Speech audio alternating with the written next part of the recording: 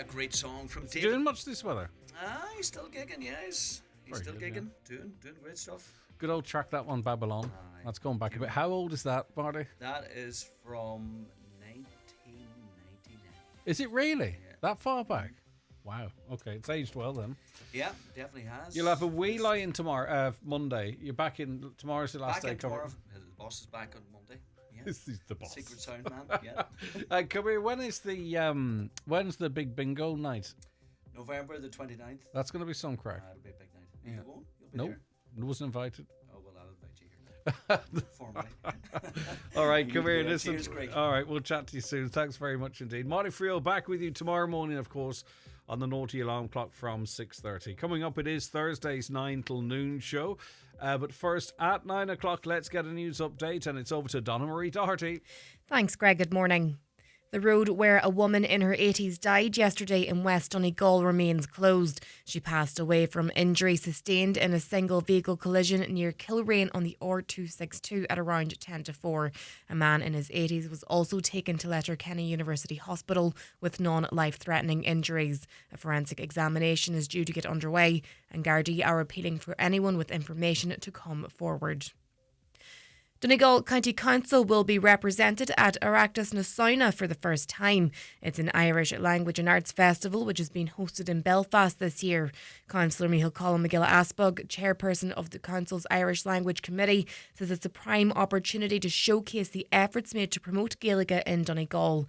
The event attracts over 10,000 people and features an array of activities, including competitions in sean-nós singing, sean-nós dancing, storytelling and literary debates. Councillor McGill-Aspog says events such as these play a key role in keeping the language alive. The reality is we're on our knees with the that this could be the last run of the dice for us unless there are dramatic changes taken by the government, and we do see that there's a rise of Gaelic speakers right across the whole country, but unfortunately within the Gaeltacht, the pressure of the economics and socials, where we're seeing a lot and a huge amount of our youth being forced to the four corners of the earth.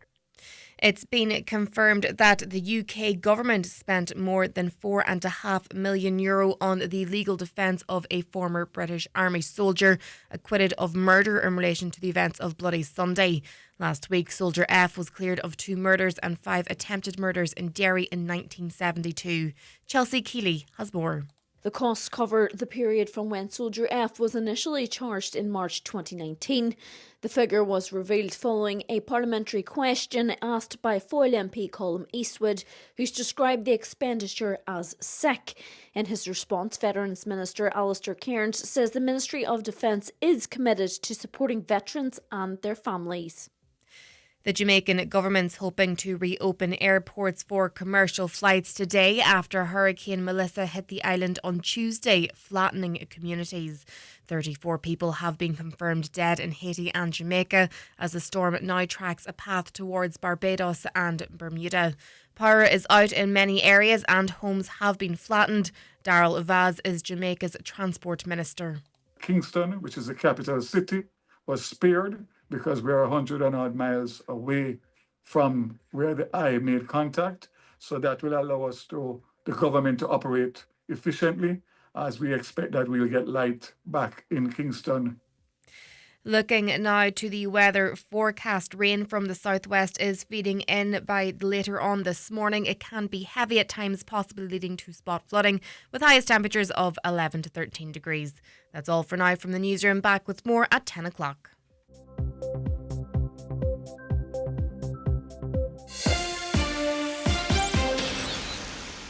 Ladies, always discreet, has something to say. If your bladder leaks or not, always remember to squeeze a day.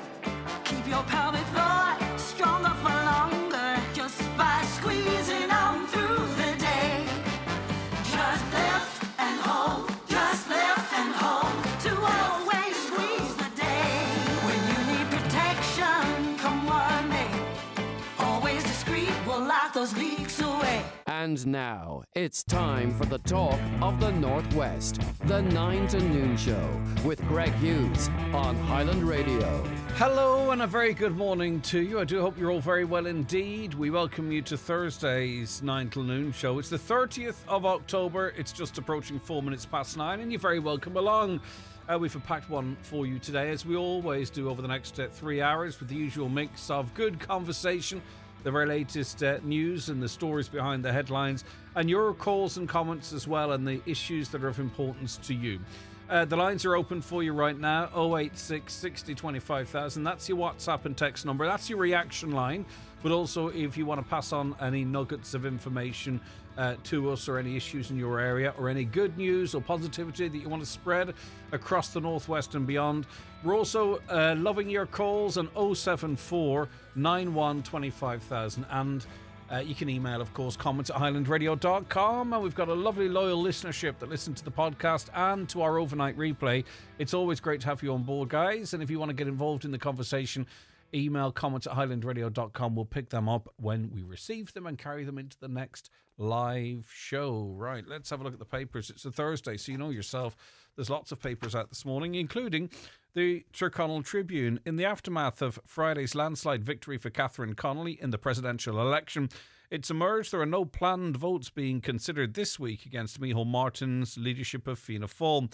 Such a possibility seems to have been put on ice until the report on the Jim Gavin debacle is published in the coming fortnight. However, the findings are unlikely to lead to a rebellion demanding heads to roll.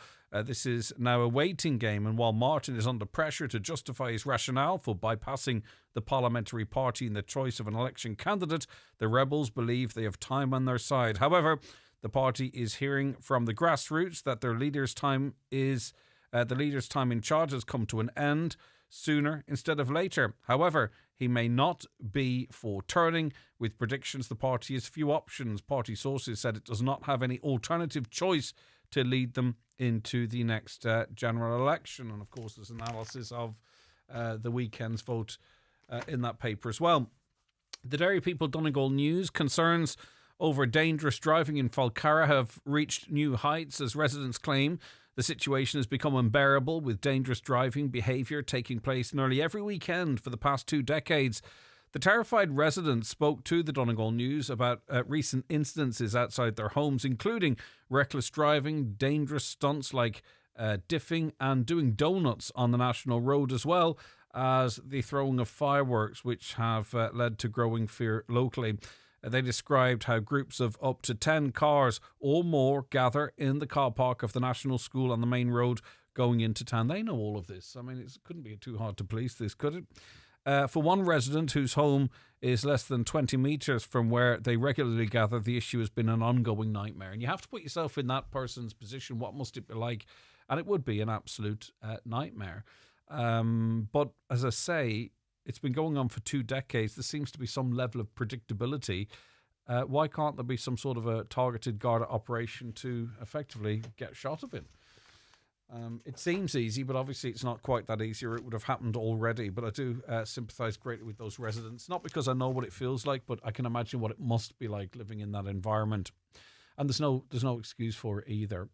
The Derry News this morning: the T-shirt worn by independent councillor Gary Donnelly at a Derry City and Strabane District Council meeting is being investigated by the PSNI under the Terrorism Act 2000. Councillor Donnelly received a letter from the Force's Public Order Inquiry team last week stating it had grounds to suspect he may have committed an offence contrary to Section 12 of the Terrorism Act. What is the T-shirt? The letter gave the grounds for suspicion of this offence contrary, and it goes into the actual act itself. Councillor Donnelly had been identified wearing a Palestine Action T-shirt. Palestine Action are a prescribed group. It's an awful waste of police time, all of that kind of stuff, isn't it? I mean, you know, I think to wear a T-shirt that depicts something is really quite. I just don't understand the level of policing of, you know, clothes and words. There are people obviously who believe that. Well, I mean, the British government has made Palestine Action. I'm not even saying that. I don't even know enough about them to say whether they're right, wrong, good or bad.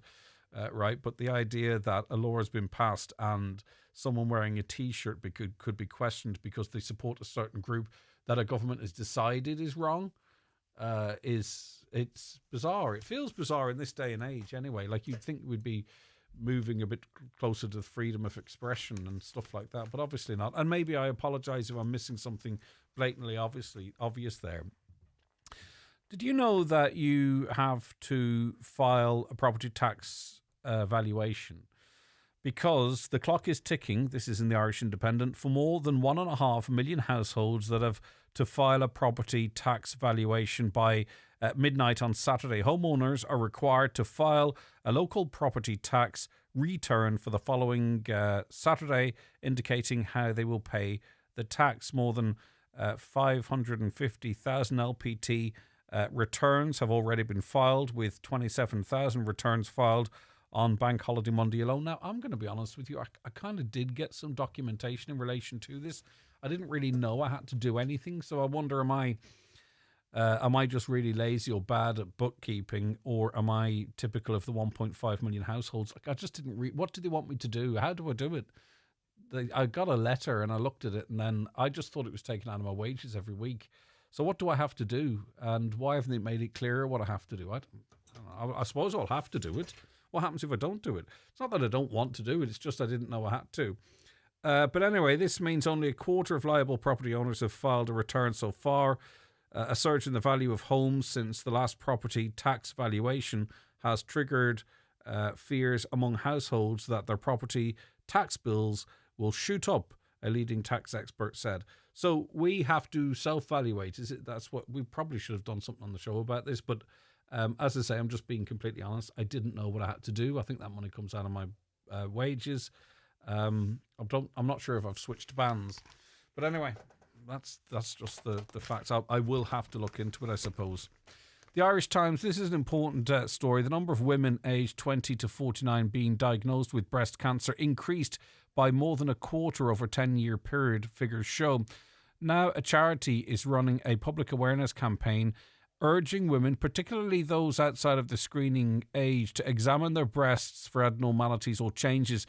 And as well as that too, I think, and this is not about fear or being scared, it's about awareness and knowledge. And I think it would be very easy to think that breast cancer only affects women over 50, because that's when you're sort of screened, isn't it? That's when the breast screening program kicks in there or thereabouts. But obviously, you know, these types of cancers can affect anyone at any age. So we can't just presume that age is some sort of a defense or a reason to let our guard down. And this is the same with testicular cancer in men or whatever, and cancers that affect both sexes. But the risk of developing breast cancer increases with age, with the disease most commonly being diagnosed in women aged 50 or older who have been through menopause, the HSE says. Data from the National Cancer Registry of Ireland showed there were 677 breast cancer diagnoses among women aged 20 to 49 in 2013, and this rose to 852 by 2022. That's a 26% increase. Now, maybe it is down to conversations we have in this show and other shows that talk about this, whereby people are more aware of their breast health and maybe get into a habit of checking.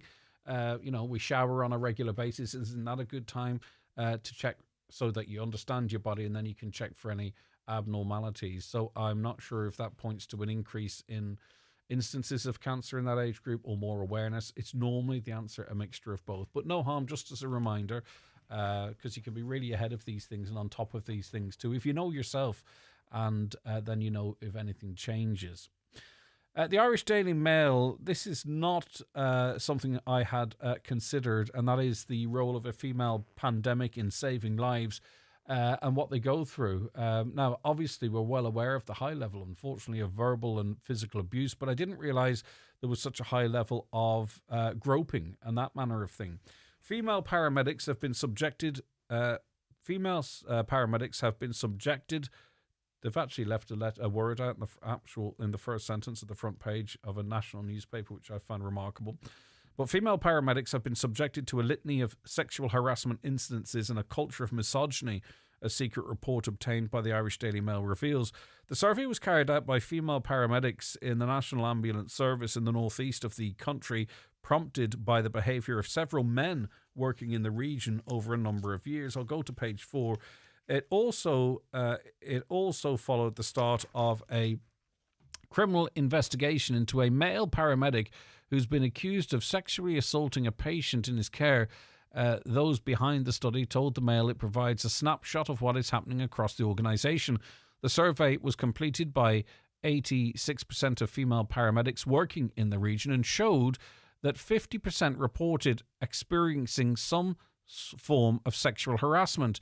These ranged from inappropriate comments to unwanted groping and sexual assault at the hands of patients and colleagues who often held senior positions. One paramedic said she had been sexually assaulted and had unwanted comments made about her body. Is this something that you have any experience of? I certainly hope it's not, but if it's something that is pulling the curtain back on a problem, 086 60 25,000, let us know more details.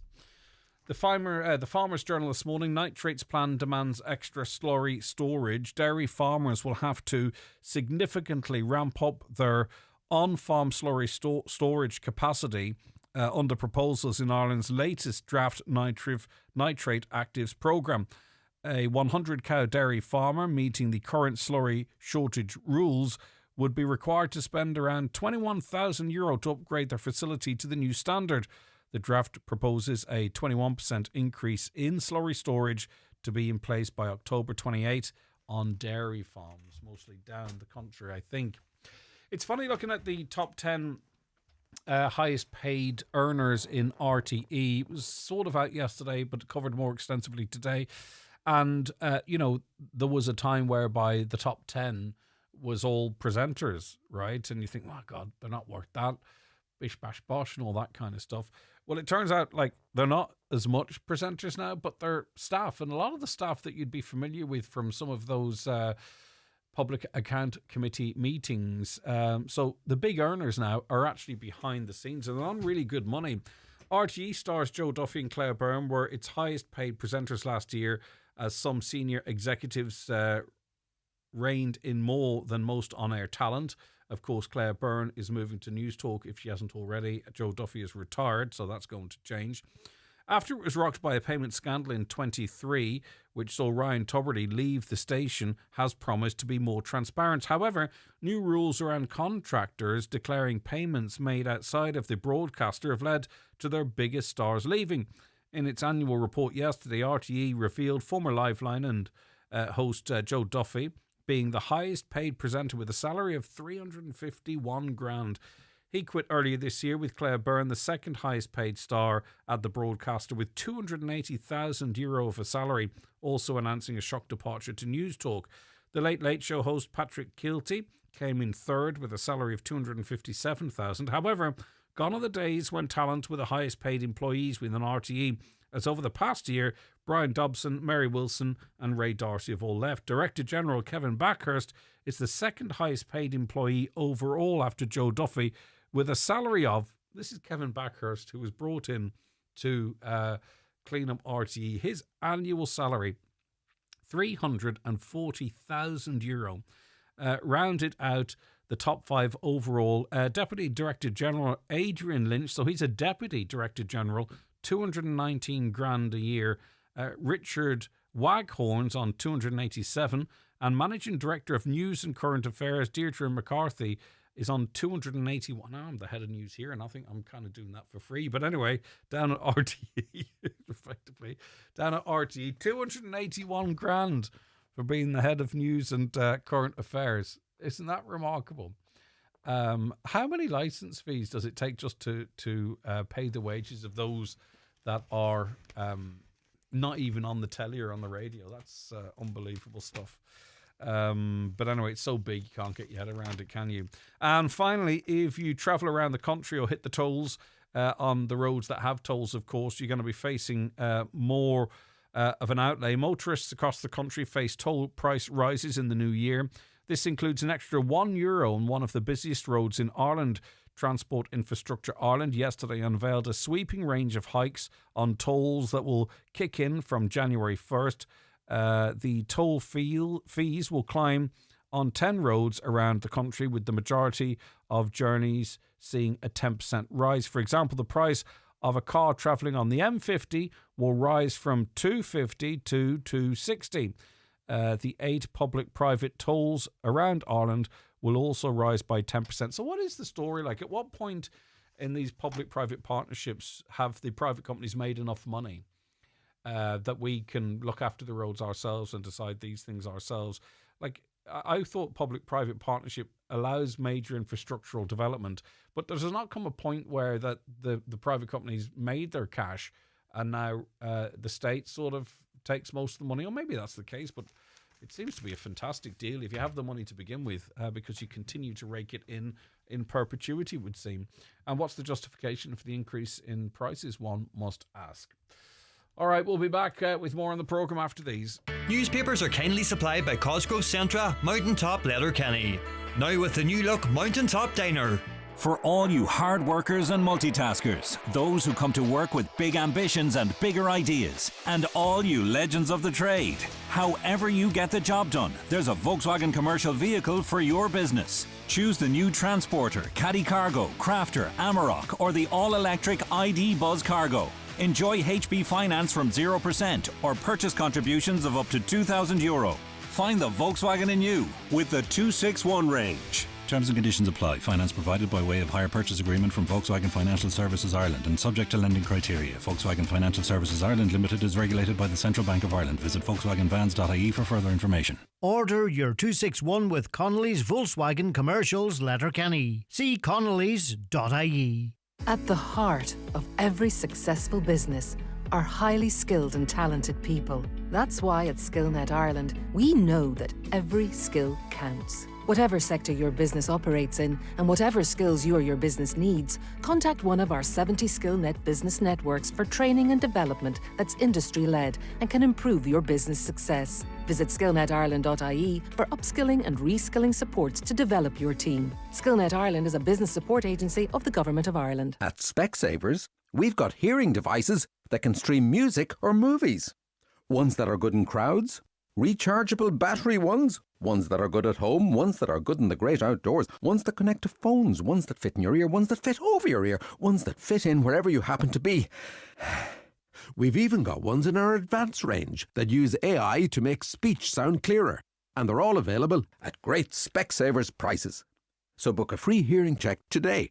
Terms and conditions apply. Discover amazing deals at Floyd's Restaurant, Ballymagori, Strabane. Enjoy a 2-course menu for £19.95 Monday to Friday, Euro for pound night Wednesday and steak night Thursday. Sunday carvery from 12:30 to 3:30. Party packages and function rooms available. Call 02871 382905 to book. Highland Radio Time Checks brought to you by EirGrid, the operator and developer of Ireland's electricity grid. EirGrid, powering up communities, powering up Ireland. The time is? The time now is 9:21. You're very welcome back to the 9 till noon show. Right, now some of your comments coming into us, some from yesterday, some from today. We were talking about, we were talking to Shoney O'Wheal. He's one of the farmers... Farming with Nature ambassadors, and he's made changes to his farming practices, not least to actually to protect the corncrake.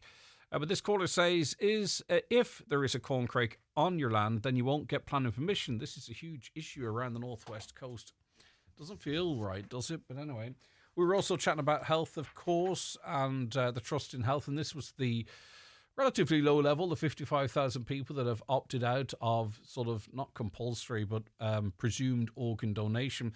This caller presumably did so because they don't trust the medical profession. Another one thing I find concerning and what's going on every day is you look at the phone or it's a scam, different foods being recalled. Yeah, there's a lot of that, but I mean, there is so much stuff on the market proportionately. I suppose maybe it's a relatively small amount. Good morning, Greg. In relation to the hate speech issue being brought up again by some groups, the real issue is why Roderick O'Gorman sent out tweets in 7 languages in the Far East, inviting people back for free housing behind our backs. Then the Irish government done the exact same with the Asylum Pact. Both should have went to a referendum, as we all know. We've an opt-out clause. We've a severe shortage of housing and hospital beds, and no Gardaí vetting resulted in criminals entering the country. Look what happened in Dublin last week, where he was allowed in and not deported. That's the real issue, nothing to do with hate speech. I must actually get the exact quote from that Roderick O'Gorman tweet, the actual phraseology of it. Listen, a lot of what you're saying, a lot of people agree with, and broadly speaking, much of it is true. Factually true, not the opinion side. That's up to people to have their own opinions. We were talking about Halloween and just being careful when you're out and about, or if the kids were out trick-or-treating. Wrap the kids up in tinfoil so they're like the Jetsons, the family of the future. That way a high vis won't ruin the ensemble. Yeah, okay. And tomorrow night, I think it's looking reasonably favourable, or tomorrow evening, for people out trick-or-treating. And the Gardaí had warned people just to be extra careful if you're out on the roads, because there could be children and family out doing a bit of trick-or-treating, although, as I said, on Tuesday, you just don't seem to see it as much as you did. So just keep an extra eye out. The last thing any of us want is a death or serious injury on our conscience. On to the roads. Hi, Greg. The big wind, nearly 3 weeks over now, and there are trees and branches laying all over the road, and one with wires hanging down as well. I'm sure you see them coming down Lurgy Brack and the hard shoulder at Manor Roundabout. Is it going to be cleaned up? Good question. I presume it's the council.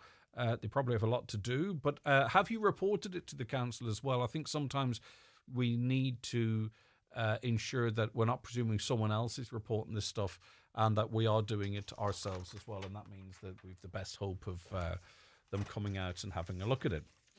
Only 1% of tobacco law breaches in Ireland led to convictions, a new study has shown. The findings highlight the gap between Ireland's reputation as a pioneer in tobacco control and the day-to-day reality of legal enforcement. Dr. Frank Houghton is a social sciences lecturer at the Technological University of Shannon and author of Perspectives in Public Health Study. Good morning, Doctor. Thank you for your time. Good morning. I'm delighted to be here. Thanks for the invitation. Yeah, I wasn't aware that these are current sort of breaches of the rules and regs. Are they? What kind of breaches are we talking about? Yeah, well, this is analysis pretty much over sort of 10 years of data that we got hold of. So this, I think, goes 2014 to 2023. And I suppose there are 5 or 6 different types of breaches. But the main two, the big two, what you might call, the underage test purchases, where the HSE, Environmental Health Services, might send someone in who is actually underage to see can they buy cigarettes. And the other big one would be the, smoking inside, or the conformity of the shelters that people are supposed to smoke in outside, so there's more, air circulation. And there have been thousands upon thousands of breaches. It's quite scary. Yep. I think the figure, at least from sort of 2014 to 2023, is almost 23,840 breaches, and then it percolates down into a mere 267 convictions, which I must confess I feel is rather pitiful. Is it then? Is there any enforcement? I mean, obviously there's a level of enforcement, but is it the case that they think there's enough enforcement to have enough, or as far as they might be satisfied, compliance with the law?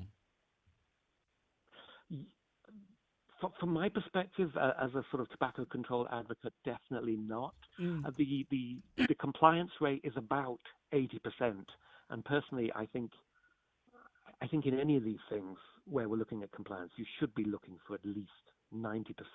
And part of the worry is twofold. One is that 80%. It's pretty much been 80% since the beginning of this data. So from 2014 all the way through, to 2023, it's practically hovered around 80%. So we're not really seeing any improvement, which to me indicates that a little more action is necessary. And the other thing, of course, is a lot of these breaches, as I said, are to do with underage or test purchases. We know that most people who start to smoke tend to start smoking early. We know the earlier you smoke, the more likely you are to become addicted. And I don't know if people realize this, but tobacco-related illnesses kill 8 million people globally a year. In Ireland, the HSE put the figure at about 4,500. Irish Heart Foundation puts the figure at about 6,000. But I mean, whichever of them is correct, that's an awful lot of people. Yeah, and I think really maybe we are riding the wave of this reputation as being a world leader or a trailblazer in this area. But if you could pull the curtain back a little bit and have a peep, it's not really, that's not really being backed up. No, we're good at passing legislation. We're not so good at enforcing it, unfortunately. I would just say this, and one thing that isn't in the paper, and I was delighted to get the call from Highland Radio. Guess what county is actually doing best on this? Go on. It's Donegal. Okay. 25% of all of those convictions are from one county, Donegal. And, from my perspective, this is fabulous. There's obviously someone up there who is taking, or a group of people who are taking this seriously. And who would be responsible for the enforcement in this area then? Is it public health officials in conjunction with the Gardaí? Well, that's what I thought initially. Well, before I sort of investigated it, but it's the Environmental Health Services. So it is. It's HSE Environmental Health Services, but they don't apparently then go to sort of the Gardaí or state prosecution. They bring it to the courts themselves. Okay. Just sort of the local court.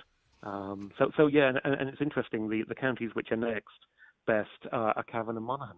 Yeah, so, I was thinking. Some people are taking this seriously. Yeah. To be honest with you, I was going to ask you how do other border counties do, because I just wonder with different rules and regs within a stone's throw of each other, etc., and maybe a stronger focus in this area in border counties, it's starting to make a little bit more sense to me as to why we are doing what we're doing. But that doesn't answer the question. I don't know why, but I'm not surprised it's border counties. Okay, yeah, because some other counties, if you take the likes of Laois and Kildare, have had sort of one conviction in 10 years. As I said, we've got a total of almost 24,000 breaches, and they've managed one each, which is. I also think a concern that I would have as well. I believe there is a natural epidemic of young people vaping, and I think it's far greater amount of teens and young teens and older teens that are vaping that have never ever smoked before, and there are legislation that's in now and more legislation coming down the line and increased costs and all this type of stuff. I just wonder if we can't enforce the tobacco laws in this space, how are we going to police the vaping vaping rules and regulations? Absolutely, and I have the same concern. You're quite right. We have this new bill, what's it called, the Public Health Tobacco Products and Nicotine Inhaling Act, and again the penalties have gone up. But my worry is if this analysis is anything to go by, it won't be enforced, or it'll have absolutely minimal enforcement. Yeah, and that is a concern, because we don't. I'm starting to hear from people who work in certain areas of health saying they are starting to see on the tables effectively the impact of vaping, and the data that we constantly sort of say, well, we don't have, is starting to trickle through now, and it doesn't read very good. No, and again, we saw this. Cigarettes really sort of became a massive thing, sort of World War One and post World War One. They were given free to the troops, but we didn't see the impact of that for some considerable time. And the worry is, of course, that we're going to see the same with vaping. The industries have been very smart. They've sold these vapes as a way, ostensibly, of moving people off more harmful cigarettes onto vapes. But the reality is, I think, that they're just becoming an access route for young people into smoking.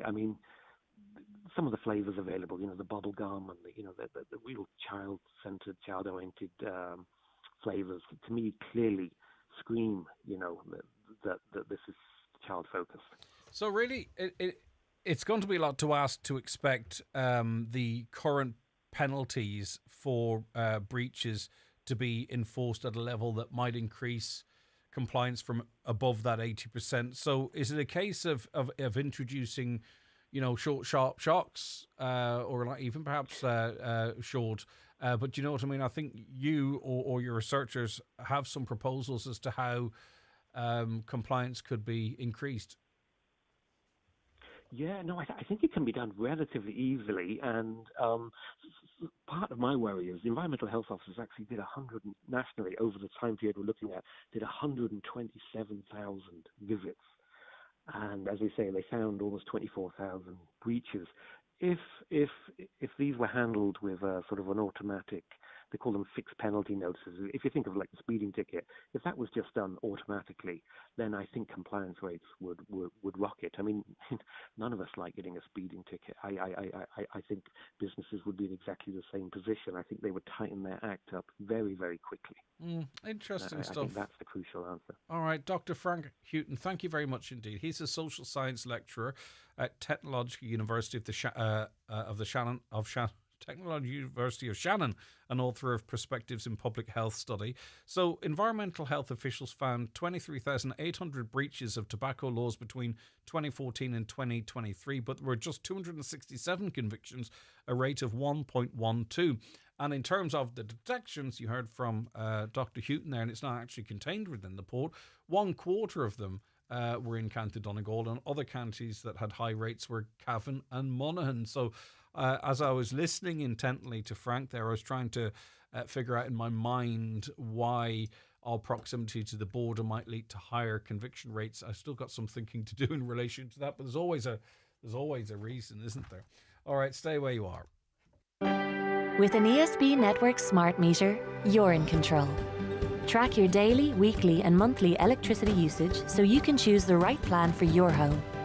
Smart meters help all of us make smarter energy choices, so we can work together for Ireland's cleaner electric future. Sign up to a free ESB Networks online account today and see how your smart meter can work for you. ESB Networks, energising your everything.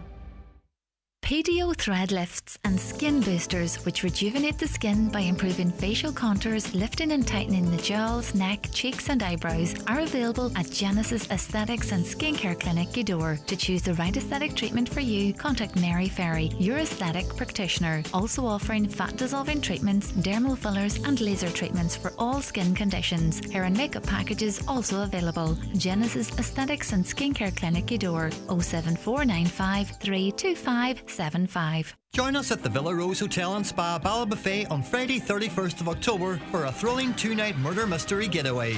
Enjoy a stylish stay, hearty breakfasts and 3-course murder mystery dinner with interactive show. All from €225 per person sharing.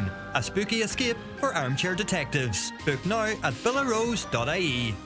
I need somebody to love. Big deals are now on at Dreams. I bet you beds are excited. Oh yeah, we're bouncing. Until Tuesday, save 20% off all bed frames when bought with a mattress. But don't hang about. You snooze, you lose. Dreams, let us find you a bed that loves you back. When you choose to make your meals a little more organic, you're not just enjoying nutritious goodness, you're doing good too by supporting organic farmers and producers.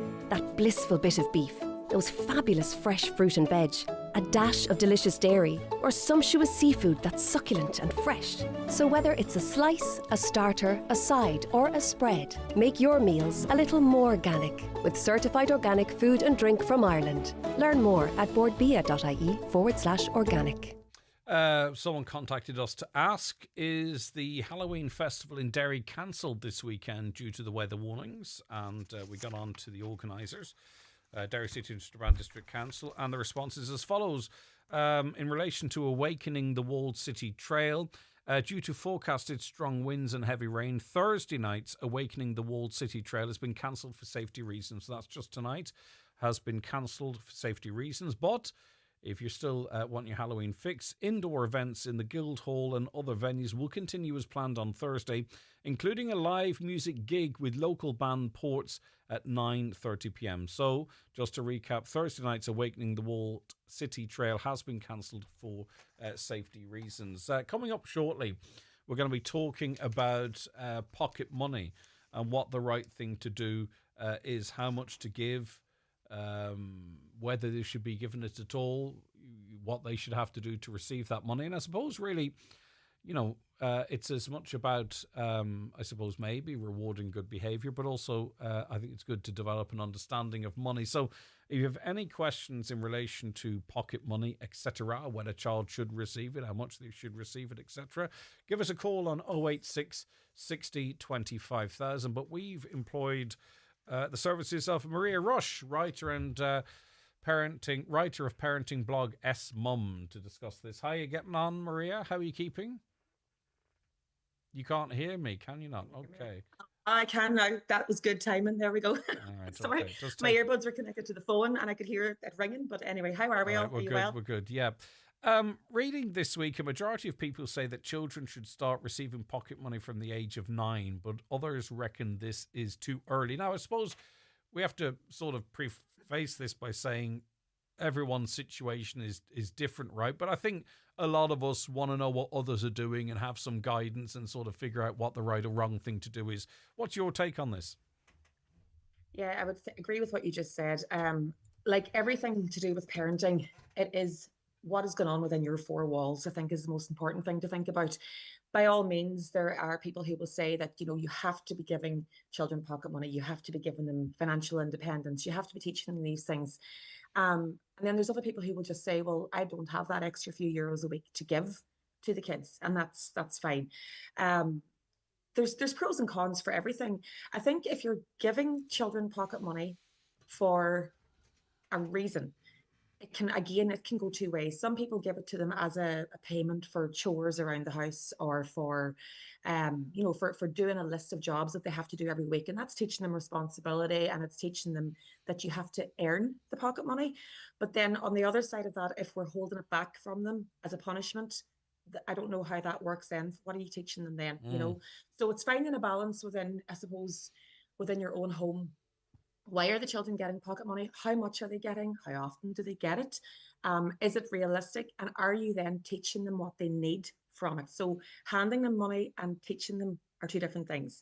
So, if I was to give my girls a certain amount of money every week and not pay any attention then to what they were doing with it or how they were viewing it, I'm not really giving them anything other than a little account balance that they really don't value.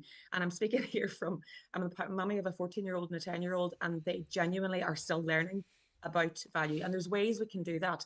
So my two don't get pocket money every week. Sometimes I simply just don't have it to give them, but I'll have no bother telling them that. And I think that's the crux of it, Greg. If you within your own home have a very open relationship with the children about money and the value of money, and that they don't just see it as something that comes every week without question. It's I think it's going to give them much more. Yeah, I think personally, and I saw this in my older two boys, the only time the penny really drops with younger people and money is when you're actually taking it off them. I don't think it is when you're giving it to them. And, if they start a summer job or something and you take, it can be a nominal amount or whatever, housekeeping, for an example, or however you want to phrase it.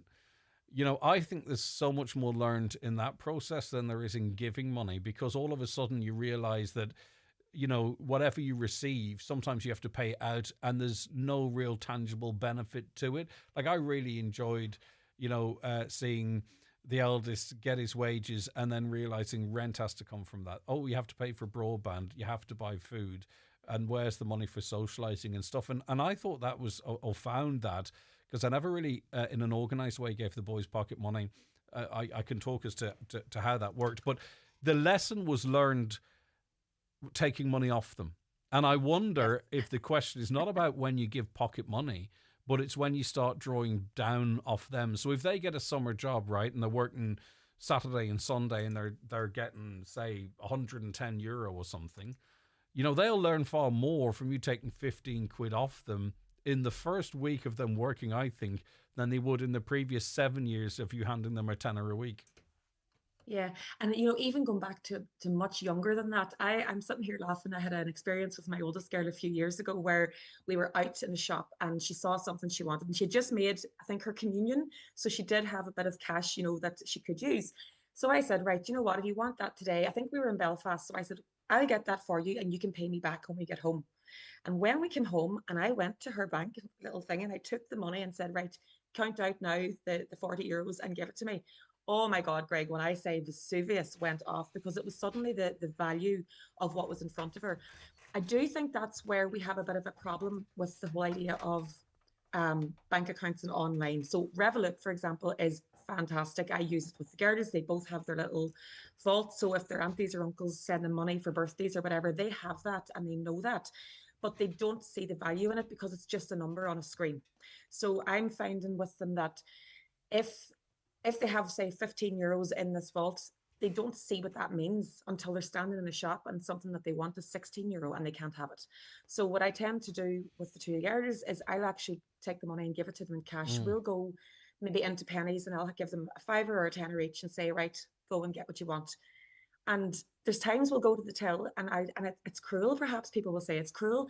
I will let them go to the till with €12 worth of stuff in their hands because they haven't been adding it up as they've been going. And then the cashier will say, you don't have enough for that. And yes, it's hard. And as a mommy, I just want to hand the money and say, yeah, take it. But I will make them leave it back and say, well, okay, I'll not take that today. But you always say, well, look, you can come back in for that, another time. That for me is how, like, I don't give pocket money regularly. But the girls know that we pay for everything. Well, you see, that's it. So in our situation, it seems we're somewhat similar. Never give the boys pocket money, but if they were well behaved and they looked for something and could make a reasonable argument for it and I could afford it, they would get it. Like I thought, why would I pay a child to clean their own room or to put their own washing in a washing machine or even to tidy around the kitchen? Why would I say that you would have to do that financially? What kind of message would that be sending to them when they have their own place? Is it like, well, do I pay someone to clean? Which is fine if they want to do that or whatever. So whilst you're trying to put a value on money by saying do household chores, you're living in that house for nothing.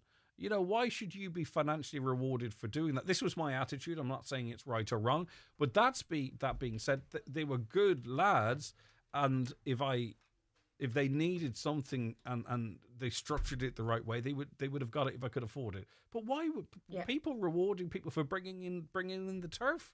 You're sitting, you're warming your fast in front of the turf. Get your turf yourself. Again, it's going to depend on your own home. It's also going to depend on your children and how they respond to things.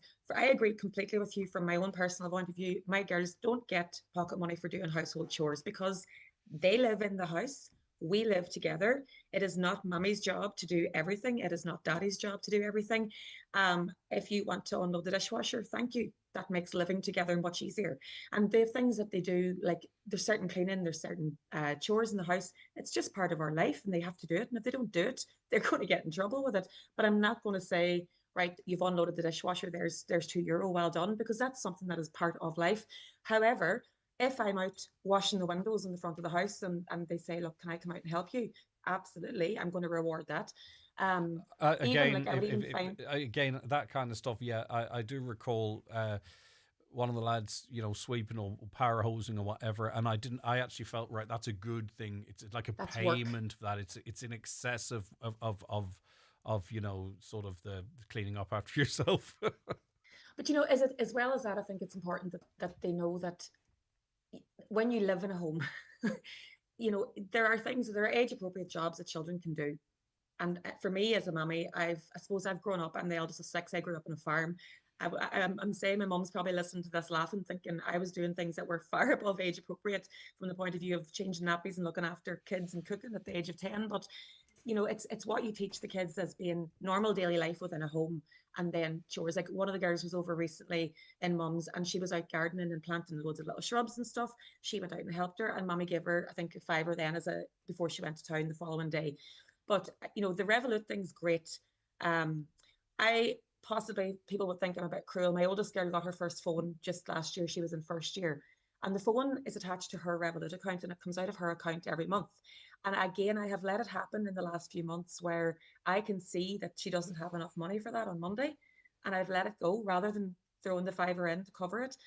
So she got the email saying, you don't have enough funds in your account. And it was a very innocent thing where she had gone to school, forgotten her lunch, bought herself lunch, but not considered how much was left. So look, I suppose the teacher in me always comes back to what are we teaching them with the things that we do at home?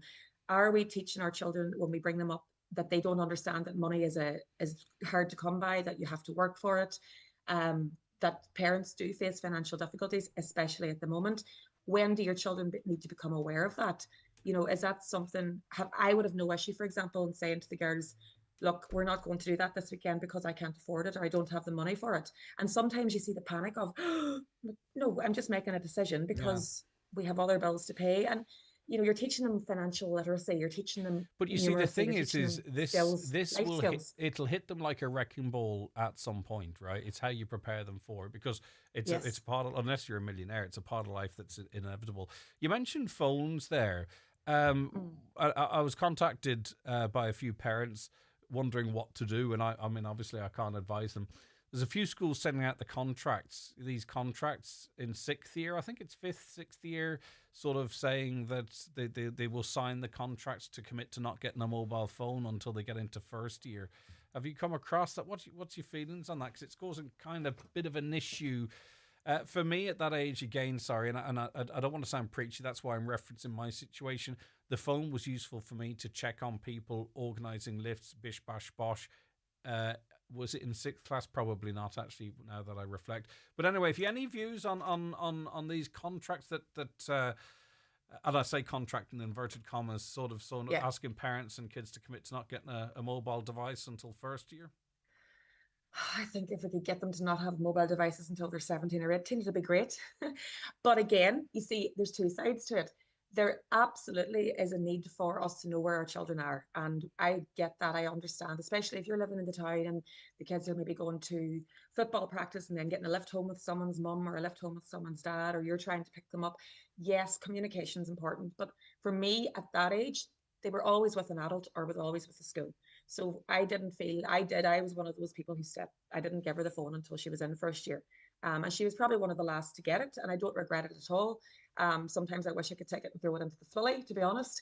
But we do monitor it. We do try to that's keep. That's an interesting one, because what you say there, because it's kind of the same as the pocket money. And I know on the face of it, whilst you might say that, and I know to some extent it's tongue in cheek, Maria, and I'm not talking about your or my kids, but broaden it out a little bit.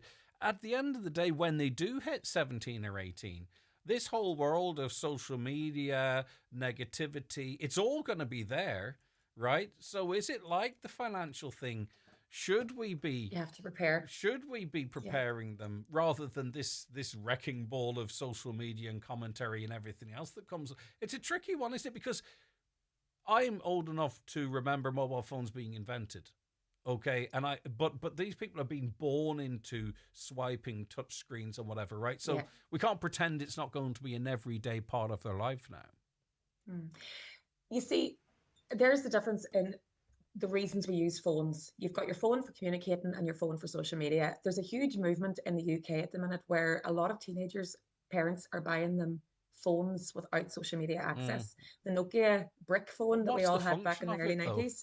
There's no function. I know. And I mean, to be honest, I do see with my older girl, she for me, I'm quite impressed with how she's dealing with the whole social media thing, because she was at an age that by the time she got it, she was able to understand and read it a little bit better. And everything's literacy, everything's reading. You're reading social media, you're reading posts, you're reading images.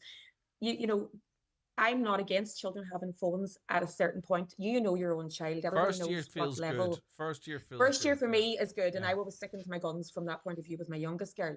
Now, you've brought up something else that I had a conversation with a friend of mine yesterday, and I don't think she'll mind me speaking about this. She had to put her little dog to the Rainbow Bridge there at the start of the week. It was all very upsetting. The dog wasn't well. And in the 2 days since her doggy has passed away, she actually sent me screenshots. I'll send them on to you, Greg. Of the algorithm, what it has been showing her since. And I'm talking images of dogs with advertisements of dogs that are identical to hers, talking about, oh my goodness, all these things are coming at her on her phone. And she just posted it on her own private, she has a very private social, she doesn't have it open. But she posted it saying, and she's a professional marketer, she said, if this is what I am seeing as an adult who knows how to read the media, what are our children seeing based on what they're watching? And the idea is that you're not making them aware of the world around them if you're not watching what they're watching, because it's curated almost what they're seeing. And once they have a device in their hands, we're not in charge anymore of the vision of the world that's been presented. No, because and just to put a bit more meat on that bone, if you don't mind me saying, say for instance, a 14-year-old was feeling down, and they searched on their browser on their phone Pieta House or Jigsaw.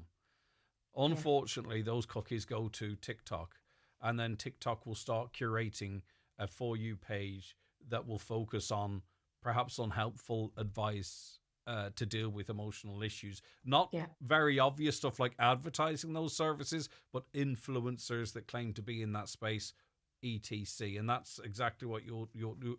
That's what would happen to a younger person. The same as happened to your friend there with the sad passing of their pet.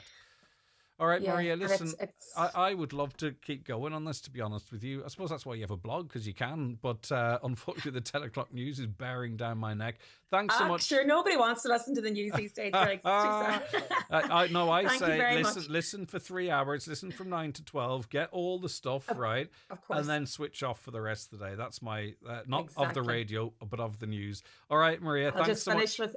Do what suits you. That's all I can say. Yeah, exactly. there ain't no rules. Exactly. And there are people's different situations that the child. The point is, it's not to be judging. The point of that conversation really is to give us some collective guidance as to what works. But what works is best for what works for your children and your family. And we're in a no judge zone. But sometimes, parents are like, well, what should I do? What's the right thing to do? Because there's no rule book for parenting.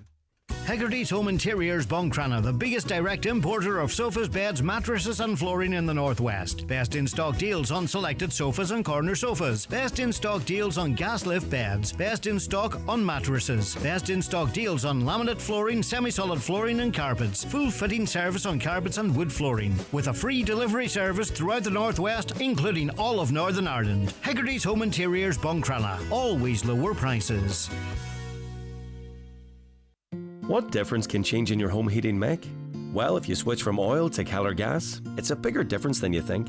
Because every new Keller customer gets a blend of our renewable gas, Bio-LPG. Works like regular gas but with lower emissions. So now every cosy night in and instant hot shower is that bit cleaner, greener and more sustainable. Switch today and you'll also get a free boiler. Terms and conditions apply. Learn more at kellergas.ie. Keller, the energy that connects us. Tesco Club Card gives you the power to more this Halloween. Get spooky season started with large selected Doritos range. Fanta Orange 1.75 litre and Sprite Zero Sugar 2 litre, any 4 for €5. Movie snacks are sorted with selected large Pringles, now half price. And enjoy Coke Zero and Diet Coke 18 can packs, now €10. Get more from your shop with your Tesco Club Card or app. Shop in store or online. Tesco. Every little helps. Available in most stores. Prices vary and express DRS applies. Ensure the safety of your team with SIFTech. We have part-funded courses in first aid, people moving and handling, confined spaces, food hygiene, quad bikes, fire warden, IPAF MUPS, electrofusion, welding and machinery cards for Ireland and UK sites. Also delivering online courses like utilities, water hygiene and construction supervisors. SIFTech can deliver group training at your business premises. To find out more, contact siftech.ie today. Highland Radio weather updates with McElhinney's. Our Christmas shop has now opened for all your festive shopping needs. Explore our extensive range of decorations, bedding and more in our homeware department, in store or shop online at mcelhinneys.com today. So, as you will know, it's been a dry start to the day, though rain from the southwest is feeding in as we speak and into the early afternoon, with heavy spells at times possibly leading to spot flooding. Highest temperatures of 11 to 13 degrees with strong southeasterly winds strengthening to gale force on coast. I'll give you tonight because you'll be keeping an eye on that. Rain will gradually clear northeastwards early on, with clearer spells developing and scattered showers to follow, heavy and strong at times. Temperatures 9 to 11 degrees, fresh to strong southerly winds reaching gale force strength on the coasts. And one thing I've noticed is when you're driving is the water pooling. It's an awful when you hit it. You know that feeling when you're driving and next thing the car feels like it's going to go in the ditch. So keep an eye out for that. We could see more of that. All right, that's the first hour of Thursday's 9 till noon show, all but in the bag. We've got another cracking 2 hours on the way, so stay right where you are as we keep you up to date with the very latest news, followed by the obituary notices. The 2026 commercial range is here at iMotors. Upgrade your fleet with a Nissan Primastar or new Nissan Interstar and get either fuel up or tool up. €1,000 fuel or €1,000 tools with your purchase. You invest in your van and we'll invest in your business. Reliable vehicles that keep your business moving. All backed by 5 years warranty. Pre-order before December 23rd for a chance to win €10,000 exclusive to iMotors. iMotors, the fearless generation. Rossview Interior's mega Halloween sale is now on in Letterkenny with unbelievable savings throughout the store. Sofa suites from €1,250 and see the new range of corner sofas. There's dining sets from €790 and huge savings of occasional furniture and lighting. So get along to Rossview Business Park, Letterkenny, just off the Postar roundabout, and pick up a real bargain. Darren knows these roads. He knows every turn, every tree, every person's house. He knows when he wants to put his foot down. But here's something he doesn't know. He doesn't know that Jim is searching for his phone and has taken his eye off the road, just around the corner ahead. Darren doesn't know this, but they're both about to find out very quickly. Even if you know the road, you don't know what's coming. Say no to speeding. A message from the Road Safety Authority. Visit rsa.ie. Thinking about changing your car? Making the change is easier than ever at Kelly's Toyota, thanks to Toyota Approved Used. Choose from our extensive range of used passenger and commercial vehicles, including 242 and 251 demo models at great prices. Tested and approved by Ireland's most trusted car brand. All our cars come with a 12-month comprehensive warranty with flexible payment options available. Talk to Kelly's Toyota today. Toyota, built for a better world. Terms and conditions apply. The Copes Monster Sale is now on in Dunlow. Save big across Cope Sports, Hubtech, Department Store and Builders Providers with up to 50% off selected items. Shop in-store or online at thecope.ie. Sale ends Sunday, November 2nd. McGowan Hearing, one of the longest established audiologists in the Northwest, now have weekly clinics in Letterkenny, Buncrana and Carndonagh. Book your free hearing aid consultation at one of these clinics or with audiologist Darren McGowan in your own home. Call 07191 00208 or visit mcgowanhearing.com. Live, on air, online and on the Highland Radio app. This is Highland Radio News. Good morning, it's 10 o'clock. Donald Kavanagh at the news desk. The road where a woman in her 80s died yesterday in West Donegal remains closed this morning. She passed away from injuries sustained in a single vehicle collision near Kilrain on the R262 at around 10 to 4. A man in his 80s was taken to Letterkenny University Hospital with non-life-threatening injuries. A forensic examination is due to get underway, and Gardaí are appealing to anyone with information to come forward. It's been confirmed the UK government spent more than €4.5 million on the legal defence of a former British Army soldier acquitted of murder in relation to the events of Bloody Sunday. Last week, Soldier F was cleared of 2 murders and 5 attempted murders in the city in January 1972. With more, here's Chelsea Keeley. The costs cover the period from when Soldier F was initially charged in March 2019. The figure was revealed following a parliamentary question asked by Foyle MP Colm Eastwood, who's described the expenditure as sick. In his response, Veterans Minister Alistair Cairns says the Ministry of Defence is committed to supporting veterans and their families. 3 in 4 people still haven't filed their property tax valuation. Revenue is asking homeowners to revalue their properties by Saturday and then indicate how they'll pay their local property tax by the following week. However, only 550,000 returns have been filed to date.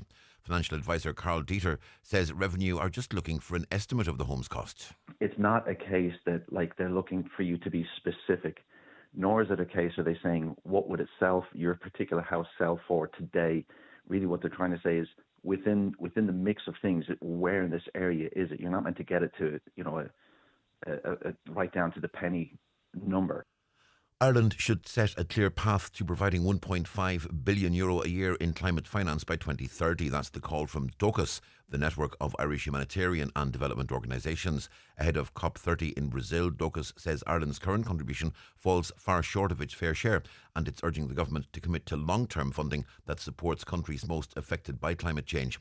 CEO Jane Ann McKenna says Ireland needs to show leadership. What we have seen is that, Western countries have not been fulfilling their commitments to the loss and damage fund. And that can come in a number of different ways, whether that's through taxation or other means that we can actually raise some of that financing in order to support our commitments that we've made on a global stage.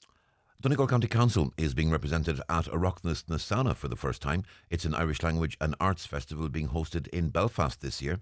Councillor Micheál Culmigala Ospik, the chair of the Council's Irish Language Committee, says it's a prime opportunity to showcase the efforts made to promote Gaeilge in Donegal. The event attracts over 10,000 people and features an array of activities including competitions in sean-nós singing, sean-nós dancing, storytelling and literary debates. Councillor Micheál Ospik says such events play a key role in keeping the Irish language alive. The reality is we're on our knees with the Gael that this could be the last run of the dice for us unless there are dramatic changes taken by the government. And we do see that there's a rise of Gaelic speakers right across the whole country. But unfortunately within the Gaeltacht, the pressure of the economics and social, where we're seeing a lot and a huge amount of our youth being forced to the four corners of the earth. PTSB is going on the market. The country's third largest bank says customers will be unaffected by the announcement for the meantime. The Finance Minister says he's in support of the decision. Business editor Joe Lynham says it's a good opportunity for the taxpayer. PTSB was always the third and always the smallest of the three biggest banks. But so now it is said that it is in a strong financial and business situation, and as such it has got the agreement of its biggest shareholder, which is you and me, taxpayers. We own 57% of the bank. A status yellow wind warning for Derry, Tyrone, Fermanagh, Antrim, Armagh and Down comes into effect at 1 o'clock this afternoon. It remains in force until 11 tonight. The UK Met Office is warning of a period of strong winds accompanied by heavy rain that could bring some disruption this afternoon and evening. The Awakening the Walled City Trail in Derry has been cancelled tonight as a result. In the Republic, wind warnings are in place for Waterford, Wexford, Cork and Kerry, while rain warnings are in place in Mayo, Galway, Kerry and Cork. As of yet, there are no weather warnings issued for Donegal.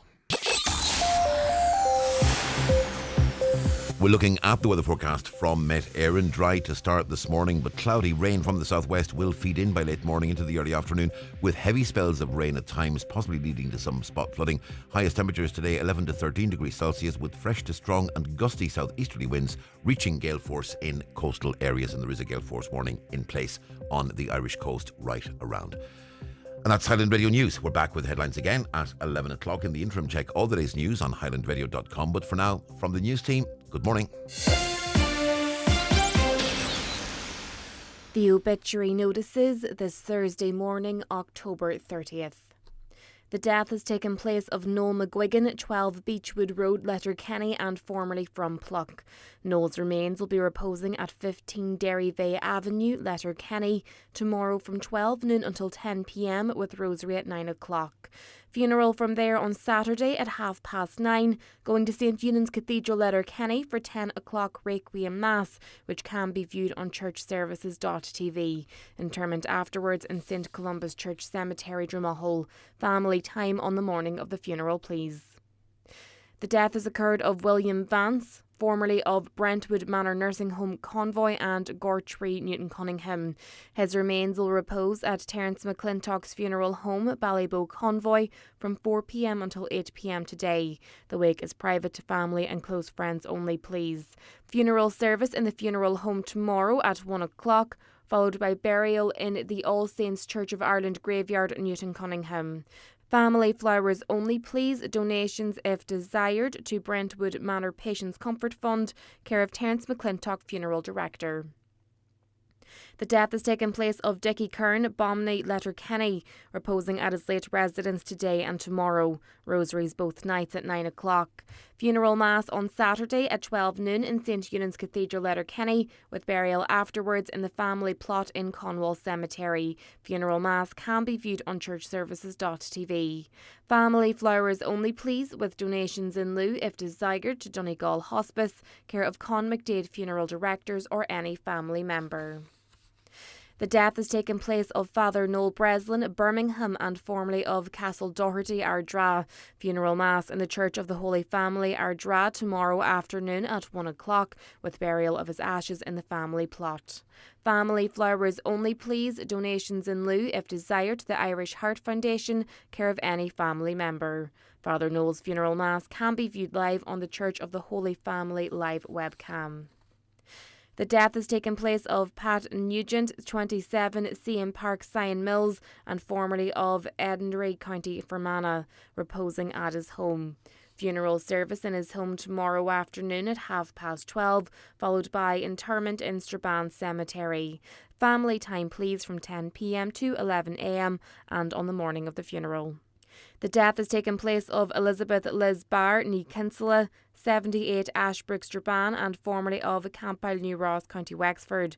Requiem Mass in St Mary's Church, Melmount is ongoing. Interment afterwards in the adjoining cemetery. Donations in lieu of flowers please to the Foyle Hospice, care of Quigley's funeral directors. The Requiem Mass can be viewed live on the parish webcam. The death has occurred of Kathleen Lafferty, ní McGee, 481 The Curragh, Killygordon, reposing at the family home. Funeral from there this morning at 10:30 for Requiem Mass at 11 o'clock in St Patrick's Church, Crossroads, Killygordon. Interment afterwards in the adjoining churchyard. Family time please this morning. The death has taken place of Hugh Joseph Doherty, Pollins, Trenta. Remains are reposing at the residence of his good friend Laura Corbett, Drumcavaney, Trenta. At the request of the deceased, the wake house will be strictly private to family, friends and neighbour today. Funeral Mass tomorrow morning at 11 o'clock in St Columkills Church, Glendown, with burial afterwards in the family plot in Temple Douglas Cemetery. The death has taken place of Rose Hill, ní Houghton, Portaline, Kilkenny, Malin. Rose's remains are reposing at her home.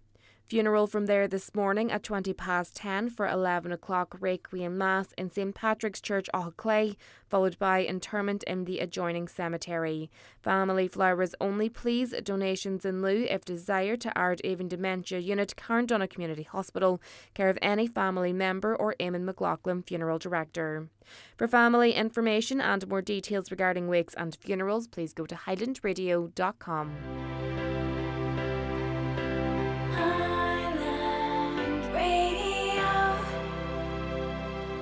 There's something terrifying in store for you at Aldi this Halloween.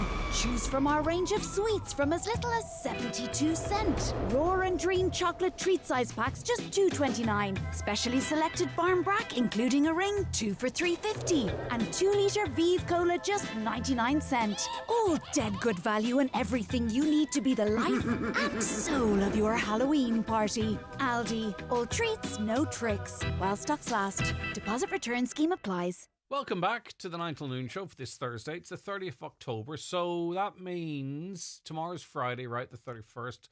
Saturday, we'll be able to say next month's Christmas. Ooh, scary stuff, is it? I don't know. I'm looking forward to it. It'll be grand. Right, pocket money. Lots of you messaging in relation to this. And just to recap, by the way, don't feel anyone's judging whatever you're doing in your house. Everyone has their own way of working and they know their children's best. It's more of a general conversation off the back of a survey and maybe to give guidance to those who wonder what the right thing to do is. A caller says, we sat our children down at 12 and said we will pay pocket money, but you will now have to budget and buy your own clothes or makeup. It really gave them an insight in the cost of living. Best decision we ever made. Yeah, I think that's it. That's a good idea because obviously there's potentially the earning, but also then valuing the money and having to buy their own stuff. So I can see that being a good way of doing it.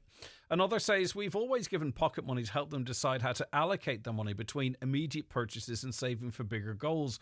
It's the foundation of budgeting and vital for survival. It really should be taught in school. Yeah, again, I think what's coming in here is the idea that they then have to buy their own stuff with the money, which then starts to make more sense, doesn't it? Another, it gives such a degree of independence in making spending choices. If they spend it all in one day on sweets, they experience the natural consequences of having no money for the rest of the week, which is a powerful learning tool. Another, mine get it, but they earn it. They all have jobs to do, a set of jobs every day and extra jobs on Saturday. Again, this is all what's working for people, which is great. Should be weather alert for Donegal. Blowing, raining, heavy enough here. Be like the last storm 2 hours before they made it red alert. I don't know. You see, we have to also understand that this is a big old county, and this is why I think the county council should be responsible for much of this stuff, because you can have beautiful settled weather in Ballyshannon and it could clean the head off you on the pier in Burton Port.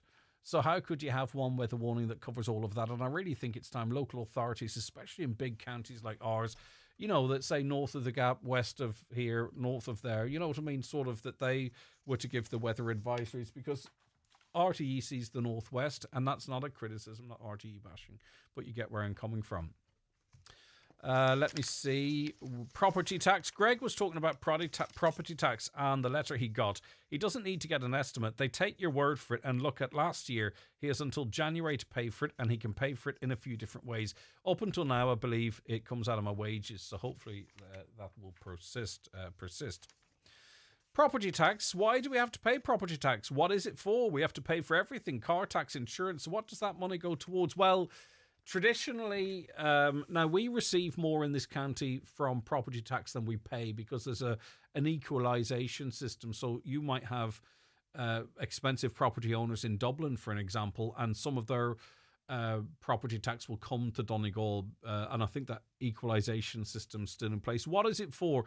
It's been told to me in the past that, say, for instance, there's major infrastructural projects that we are seeking some funding for, that the property tax can be used, for an example, to part fund that. So 2 million of property tax could be used for a 10 million project, for an example, if the 8 million was. So that's part of what it's being for. It's not ring fenced for services like bins, leisure centres, etc., that we see elsewhere. It's a funny old tax, because we pay tax left, right and centre, and this is our stuff, right? We just own it.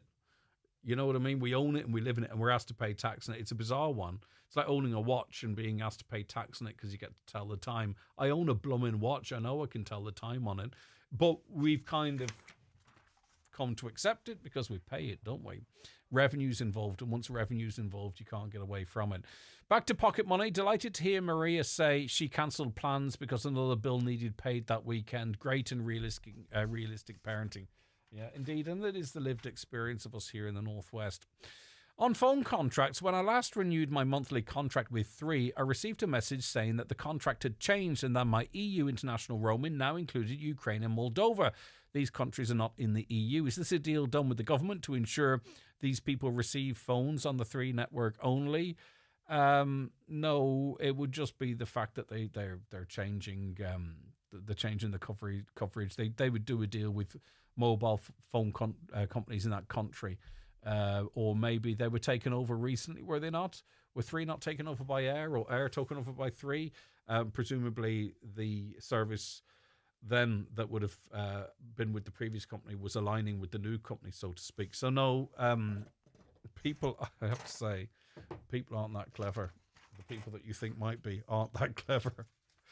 But anyway, let's get to some requests before we take the bingo numbers, because it is jackpot day and there's thousands of euro up for grabs. Can you give a shout out to Bernie Callahan, who's in Killybegs, and he's celebrating his 80th birthday next month. And to celebrate his birthday, he's walking over the course of the week from Mallinhead to Killybegs to raise money for Cancer Care West and Killybegs Community Hospital. He started in Mallinhead this morning, and his stopping point today is Carndonagh, and he'll be back in Killybegs next Thursday. Bernie, well done. We must get a word with Bernie at some point on his journey to give him a bit of support, but also wish him a happy birthday. So he's walking from Mallinhead to Killybegs, and he's on his way for the overnight to Carndonagh. So if you see Bernie out, he's 79, he's 80 next month, give him a big bib. And also donate, because he's raising money for great charities, Cancer Care West. And the fundraiser we did, and we didn't overdo it this year. We launched the fundraiser very soon before we walked a wee leg of the Donegal Camino. We did Aaron Moore, myself and Shannon were over there. Had a lovely time. I met some lovely people, and it was great to be back on the island because I hadn't been there since before the COVID. But we raised close on $6,000, all of us here together. Thank you to each and every one of you, and that money straight into the resources of Cancer Care West in Letterkenny to continue providing counselling courses and support. So that money goes straight into action. So well done. Thank you so much. Thank you for backing us. As I say, we didn't do a massive lead-in, so to get close to €6,000 was a wonderful achievement, and some of you were so blooming generous. But you know it's going to the right place. It's going to a good cause, and that can be your bit done. Good morning. Happy silver wedding anniversary to Susan and John Patterson. They're in Ballymaleal, Letterkenny. Best wishes from Rosaline, Brendan and all the Connollys, and of course from us all here at Highland Radio and all of our listeners. A silver wedding anniversary. Well done. Can you please give a mention to the Halloween quiz? It's a fancy dress, but that is optional. It's in Friel's Hotel Raffo tonight at 8 p.m. Proceeds in aid of the Christmas lights and Christmas community celebrations weekend. Sounds like fun. Halloween quiz, but fancy dress is optional. Tell me there's a prize for the best fancy dress, though, if you do go to the bother. Anyway, it's at Friel's Hotel Raffo tonight from 8 p.m. and it's raising money for the Christmas lights and all, which I think, going through Bella Buffet, I think there's some of the Christmas lights up already, if I'm not mistaken. Right, one more thing, talking of Christmas, and that is our initiative here we have.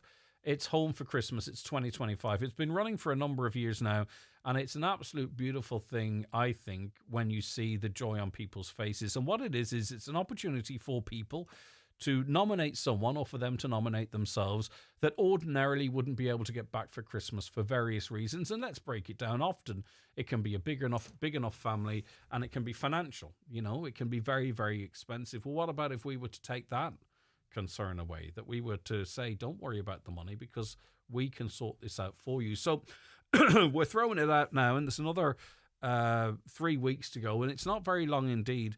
There's another 3 weeks to go, and the message is to you: if you've got someone who is away, who is in a far-flung part of the world, it could be anywhere, or wherever they are for that matter. And you know what? If it happened to be two fantastic stories closer to home, maybe, as we heard from Sean last week, maybe we could do two. Who's to say? We don't know. There is a pool of money there that is to be exhausted in this way, right? So it could be Australia, it could be New York, it could be Abu Dhabi, it could be anywhere, right? But there are people who can't get home for Christmas, and the truth be told, a lot of it is the administration or the finances of it. So we are here for you. So if you'd like to nominate someone or a family to come home for Christmas, and it could be you, right? It could be you that would love to come home for Christmas.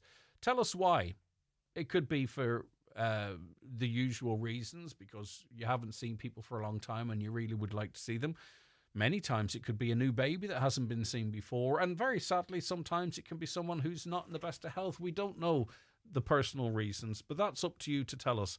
Email your story and your contact details, nominating or a person or nominating yourself, to homeforchristmas@highlandradio.com. We've got a form too on our website, highlandradio.com, or you can post the entry if you wish. There's no advantage in any of these. It's just to keep all your options open.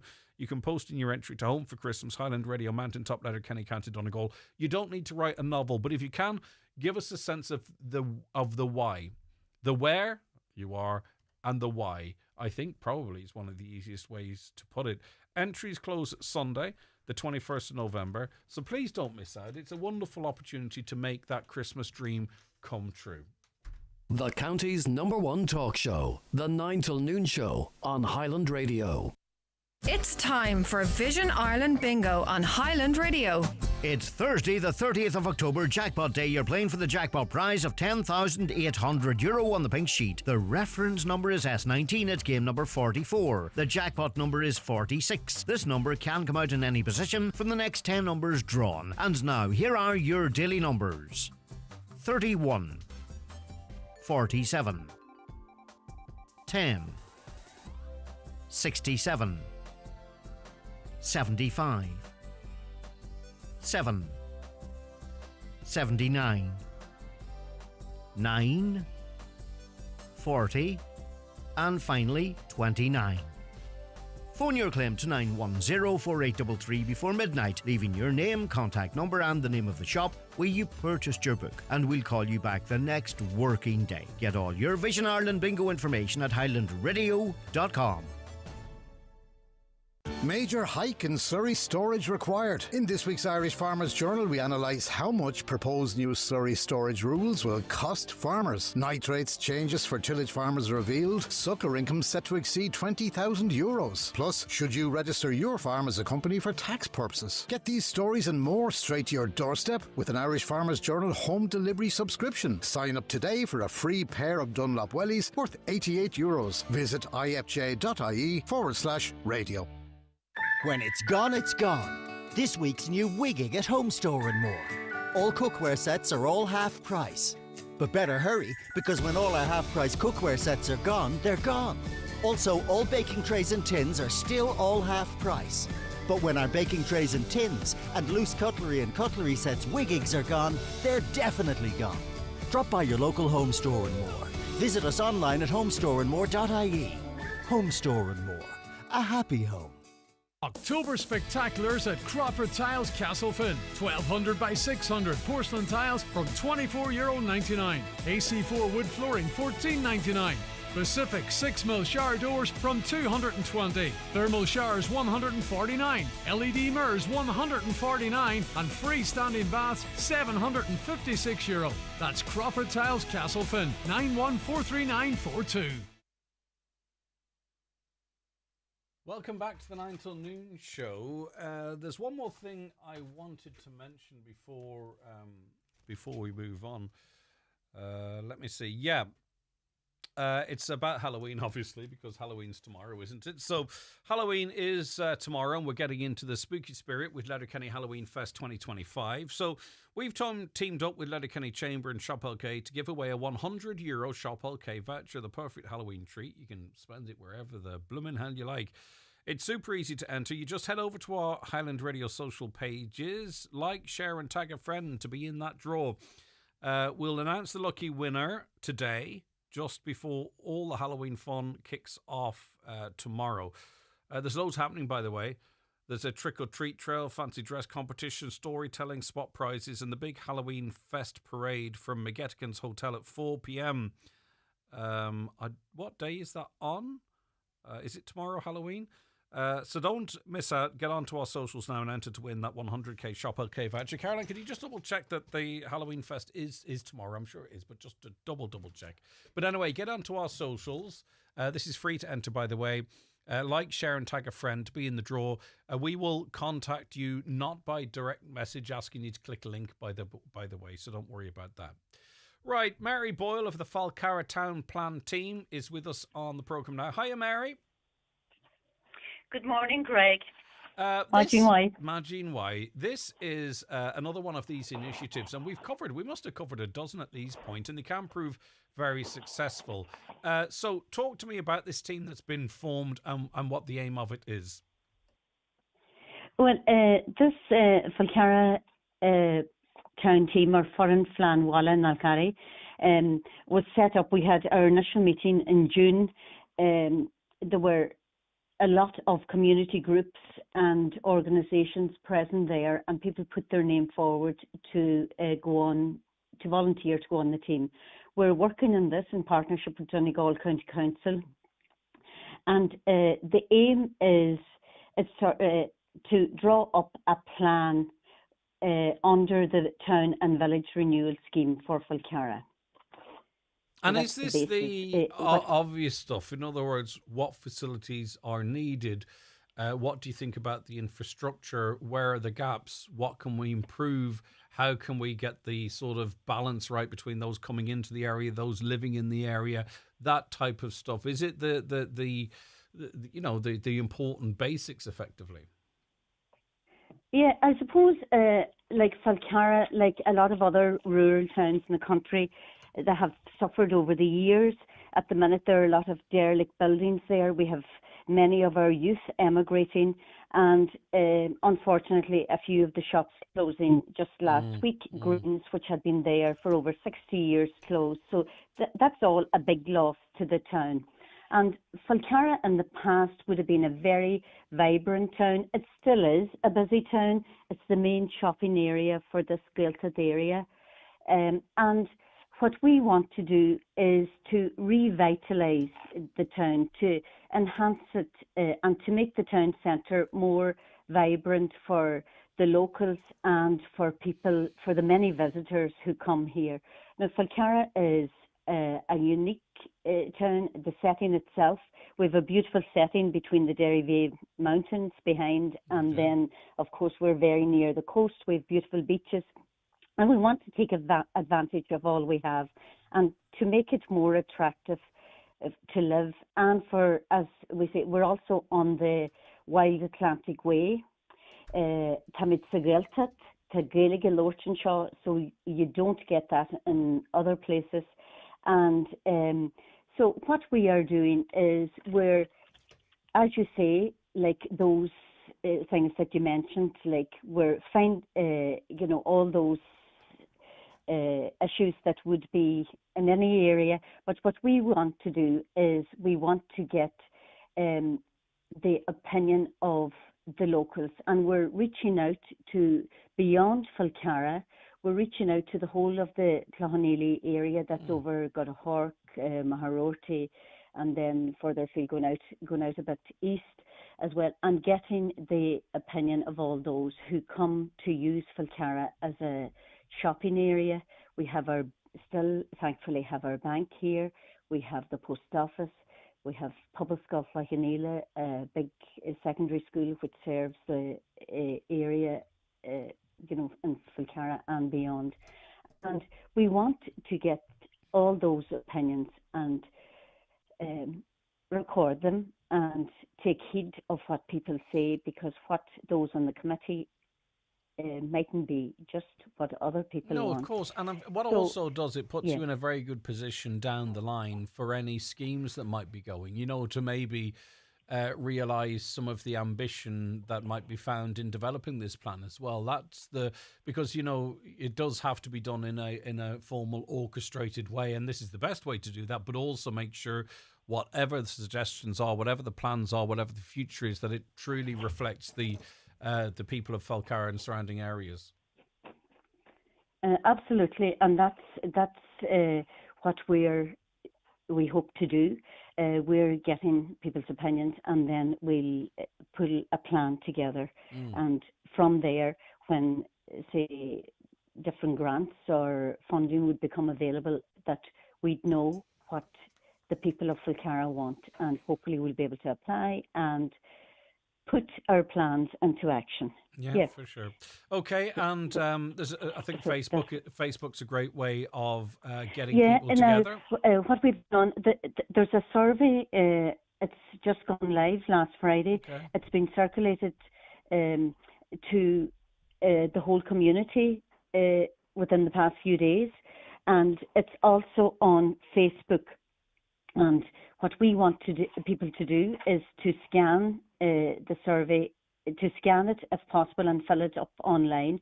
And then we'll give people the opportunity in a few weeks' time, say some people who mightn't exactly be comfortable with the scanning process, that they'll be able to do it in paper form. Brilliant. Okay, so remind us of the Facebook. Go ahead, Mary. Yep, the big thing. The Facebook page, sorry, before I go on, is Foreign, Slan, Walla and Alcari. Foreign, Slan, Walla and Alcari. Okay. It's Falcarra town team. Yep, we'll link that on ours as well too. Anyway. All right, brilliant, Mary. Best of luck with it. I suppose the advantage of this here is that it coordinates all the many voluntary groups in the area. We're bringing them together into this one team. And if I may just say before I finish, it's thanks to Martin Gollard. He's the secretary. He's done an awful amount of work in the preparation of this survey. So we're so grateful to him. Brilliant. But what we want to do is to people to give their opinion. Your opinion matters. So brilliant, well done. Toward the Churim le the Hall. Gurma, good, Mary. Thanks so much. And I want to thank you for giving us this opportunity to go and to talk about it. No problem. And keep us in the loop. Take care, Slán. Mary Boyle there of the Falcarra Town Plan team. Pick up extra special offers this week at Dunn Stores with selected wines like Dada Malbec or Connoisseur and Oyster Bay Sauvignon Blanc, €10 or less. And grab Deal 4 of our 12 deals of Christmas with 18-pack cans of Club Orange, Pepsi Max and 7-Up Zero. Now just €9. Plus, save more with your 10 or 50 voucher. Dunn Stores. Always better value. Terms and conditions apply. Vouchers can be used on next grocery shop. Excludes alcohol. Please drink sensibly. Deposit return scheme fees apply. Keep out the cold, and ring Fleming for their full range of garage doors, agri doors, insulated doors, milking parlour doors. Fleming, 91 48 234. Brian McCormick, Sports and Leisure Main Street Letterkenny. Just launched at BMC Sports is the new ASICS GT 2014.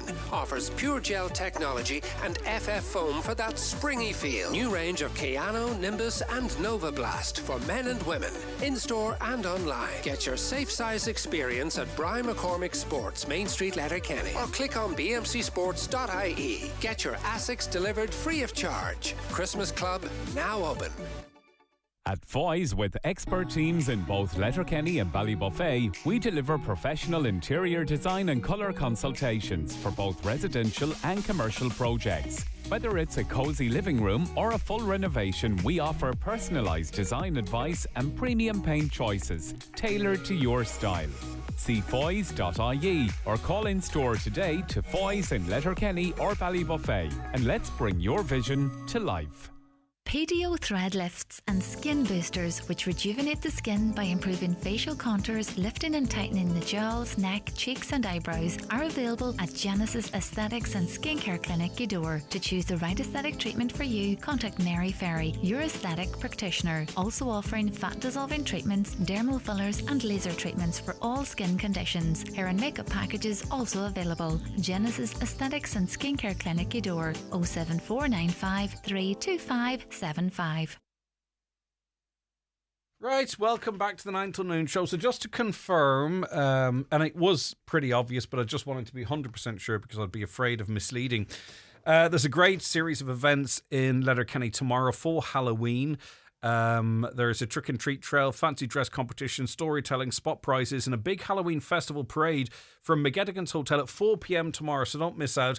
And I'm telling you that in the context of some of your last opportunities now to enter our online social media competition to win a €100 Shop OK voucher. Just go on to our social pages, like, share and tag a friend to be in that draw. So this is DLDC Business Showcase Week. It's a special event dedicated to recognising and promoting Donegal's newest businesses. All week long, we'll be putting the spotlight on the unique entrepreneurial spirit that thrives right here in our beautiful county in partnership with DLDC. And we're delighted to feature these incredible businesses, and we're going to share their stories and what have you with you. So Claire McDevitt is with me. Hi, Claire. Good morning, Greg. How are you getting on? I'm doing good, thank you. Brilliant. And Francis Cassidy's with us as well. Hi, Francis. Hi, Greg. Great to have you in. Thank you. Claire, tell us about your business. So my business is Tun the Baha Dance and Wellness Studio in Bunbeg in Gweedore.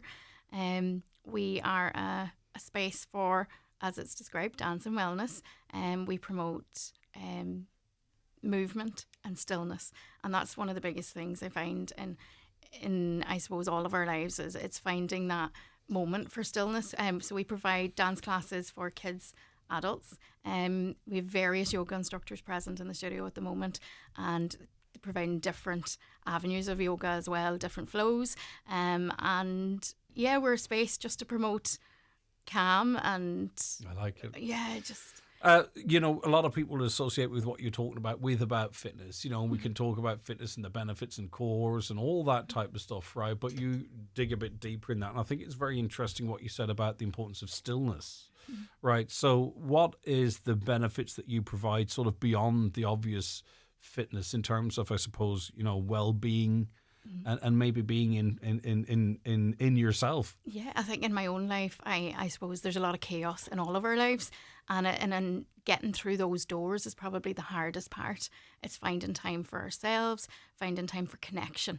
And I think when we take part in group classes or even private sessions, it's finding connection, not just with others, but even with ourselves. We can forget about that, and when we can get caught up in the stresses and the hustle and bustle of life, and I myself, over the years, had struggled to find that space. Because you were really, really busy with home commitments until such time as you were able to dedicate some of yourself to this. Absolutely. Like, I mean, I was in business 9-10 years ago and had to step away to commit. I have a child with complex medical needs, and like that, I was so caught up in the chaotic side of it, the busy, the stressors, and not really finding that time for me. Life has changed dramatically in the last year for us, and an avenue is open for me to take that time to get back. And, you know, as life does, it throws us, and I suppose Tun the Baha means wave of life. And the name of the space means so much to me, because I've gone with the wave of life now, and I'm embracing it. I may have fought against it for a long time, but in going with that, trying to create a space that allows that for other people. Do you know, when we give so much of ourselves over to others, and we do so freely and happily, how important is self-care in that? So I'm trying to think of maybe a mom that was in your situation, and everything is overwhelming and everything is very busy, and that's fine, and you can't avoid that, nor would you want to. But you have to be in your best space yourself, don't you, to be the caregiver or whatever the other responsibility is in your life. Absolutely. And I probably would have been the one that, if you'd have said it to me maybe 5 or 6 years ago, self-care, you know, take time for you, I would have rolled my eyes at you, you know, in that sense. But really not knowing how much you need it until you're there and you're doing it and you're present. And as I say, the hardest part is getting through the doors, deciding that you need to find stillness in the chaos. And even finding movement and stillness as well. And movement is so important. For me, getting back to dancing and teaching was huge, but also taking this space on to allow myself a space to do that again. And I'm going to talk about that space and some of the stuff that you're doing. How long has your wellness studio been up and running in its current form now? 6 months. Right, okay. And what's that 6 months been like? It's been a whirlwind, but it's been amazing. It's been really lovely. I mean, as I said to you, going back into the community and getting back to it, the community was there with open arms and as delighted as I was to get back to it and ready and waiting like I was never away, you know, and ready to take, you know, to jump in. Kind of digging a wee bit deep. I don't mean to. Has it kind of been a process of you finding yourself as well and your place as well? Absolutely. I think we get lost. And your worth beyond. Absolutely, as a mum, and I think a lot of parents will resonate with that. You get lost in the chaos of parenting, and finding that space for you is really difficult. So would it be fair to say that if you're able to find the space, there can be very few excuses not to find a little bit of space for yourself when need be? Absolutely. Okay. And I think we need to get opportunities arise, take it. I often say I'm very busy, but I'm not quite as busy as I say I am, but you just lean into it and it becomes your norm. It's almost like a crutch. I'll come back and we'll talk more about where you are and what you do, because there's some lovely things that you're doing across a whole broad range of things. Francis, what is, good morning again, biomagnetic therapy? Yeah, basically what it is a type of healing modality that's trying to get down to the root cause driver behind a whole host of common ailments that people experience. So typically what happens is someone gets sick and there's a symptom that expresses in the body, and the tendency tends to be to control the symptom with, you know, medication directly to keep it under control. But this technique tries to dig down into the body and find the deeper imbalance that's giving rise to working at the cause rather than ignoring that and just treating the output. Exactly, yeah. And how do you do that? Basically, it's kind of, there's two things. One is like resonance testing, like in a form of kinesiology, where I work with the body and the body tells me through muscle contractions where there's an imbalance. So I can scan for like organ function, gland function, microbial balance in the body, old trapped emotions in the body from the past, old trauma imprints from early in life. And basically when I find an imbalance, I then place magnets physically on the body on specific locations to restore balance to the biomagnetic field. And how are you scanning? Is it something that you can do yourself physically? Do you have equipment for it, or is that a trade secret? No, it's done actually. Basically, I'm holding somebody's ankles, and they're in a relaxed state, and I'm kind of connecting through you could say, the energy field of the body. And basically, I'm asking questions of the body, and the body responds through pulling the right leg either back or extending it forward an inch. And is this happening on a subconscious level? Yes, exactly. Right. Yeah. And is that something you can train for, or is this something that you just have a natural predisposition for? No, it's something anybody can learn. Yeah. Actually. Yeah, that's the surprising thing about it. Yeah, it's just kind of like an attunement process to that. Is the buy-in the greatest challenge for you, that people are prepared to sort of put themselves in your hands in this way and trust what you have to say and trust the process? Yeah, it definitely makes it easier to get like a root cause healing for somebody if they come with an openness to how this works. Some people can be very, I suppose, more heady or logical with their understanding of why they're experiencing a symptom. But the more open somebody is to understanding their formative experiences through their life. Well, I presume the less you would fight, the less you would fight the subconscious impulses, the better the results you're getting. Is it something like that? Yeah, exactly. Another Yeah, way? the more openness somebody has to embracing that unconsciously held stuff.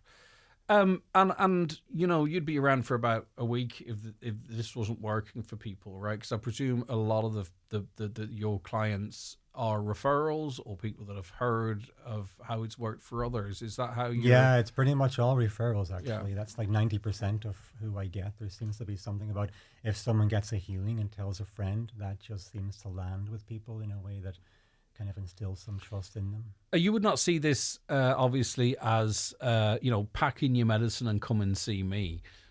Because, of course, in terms of medicine, it can be about treating or it could just be about managing. Yeah. That can continue at the same time as you try and maybe dig a little bit deeper. Absolutely, yeah. It's very much like a complementary therapy, to existing treatments. So if someone's working with a doctor or prescribed medications, that's totally fine, to do that along with biomagnetic therapy. We're just working at different levels in treating the symptom or the illness that they're experiencing. How connected are our life experiences, be it memory or trauma, or it could be anxiety or whatever it might be? So in other words, I'm talking about stuff that's perhaps there in the past, even if someone feels they've got over it, right? And also maybe what they're dealing with the future. How big a connection do you believe there is between that and someone's physical well-being? I think they're totally intertwined. It really is the crux of it. Like, we will always find the root cause behind any symptom is always going to be trauma at some point earlier in life, and some way the body had of dealing with overwhelm or stress at a specific time that kind of got locked in the body, cycling or looping, and wasn't able to process through and release safely at that time. And it's by kind of helping the body release it later in life that we can then bring resolution to it. And then the physical symptoms tend to then come into balance. So do you find either directly or indirectly that you are sometimes addressing people's, maybe suppressed emotional situations? Almost always. Yeah, that's usually. So do you get releases? Do you see people release in the process? Yeah, some people can, begin to shake. People can cry. There can be tears and emotional purge. Some people may experience it afterwards as a kind of a detox in the days afterwards. I wouldn't be skeptical about what magnets do, because magnets are mental. Say again? Magnets are mental. They're mental how they work, what they do. Oh, yeah. They're just, it's stupid. Not what you do, but how magnets work. They're drawn to each other or they repel each other at such force. So it doesn't surprise me that they could interact with with someone's system in one form or other. Absolutely. It's all one-on-one work that you do, is it? It's one-on-one, And Francis, how long have you been doing what you're doing? I got into it about 3 or 4 years ago initially, but I only got trained officially last year to actually offer it.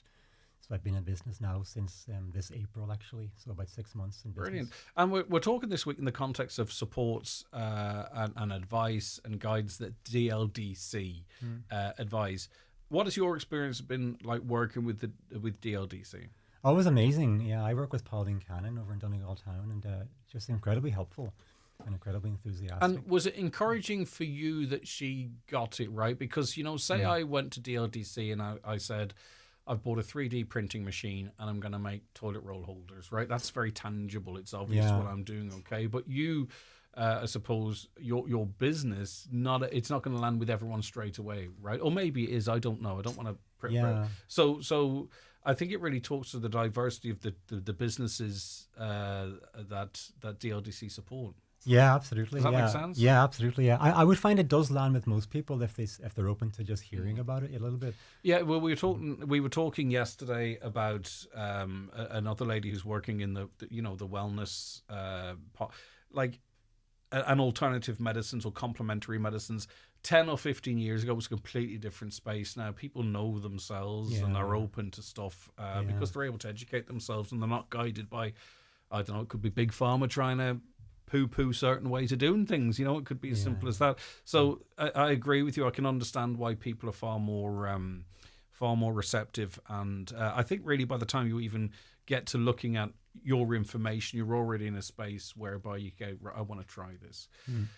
Your work, Claire, one-on-one classes, all different age groups. Talk to me about some of the programs that you run. Yeah, so myself, I teach children. I am a children's dance instructor. I teach hip hop to kids, but I'm also a newly qualified kids yoga instructor. So we're rolling out kids yoga programs in the studio as well. And what's that like? What are you seeing in a well, you're rolling them out, right? But I presume you like, you know, kids are hard to control and all that type of stuff. So kids yoga is going to be different, isn't it?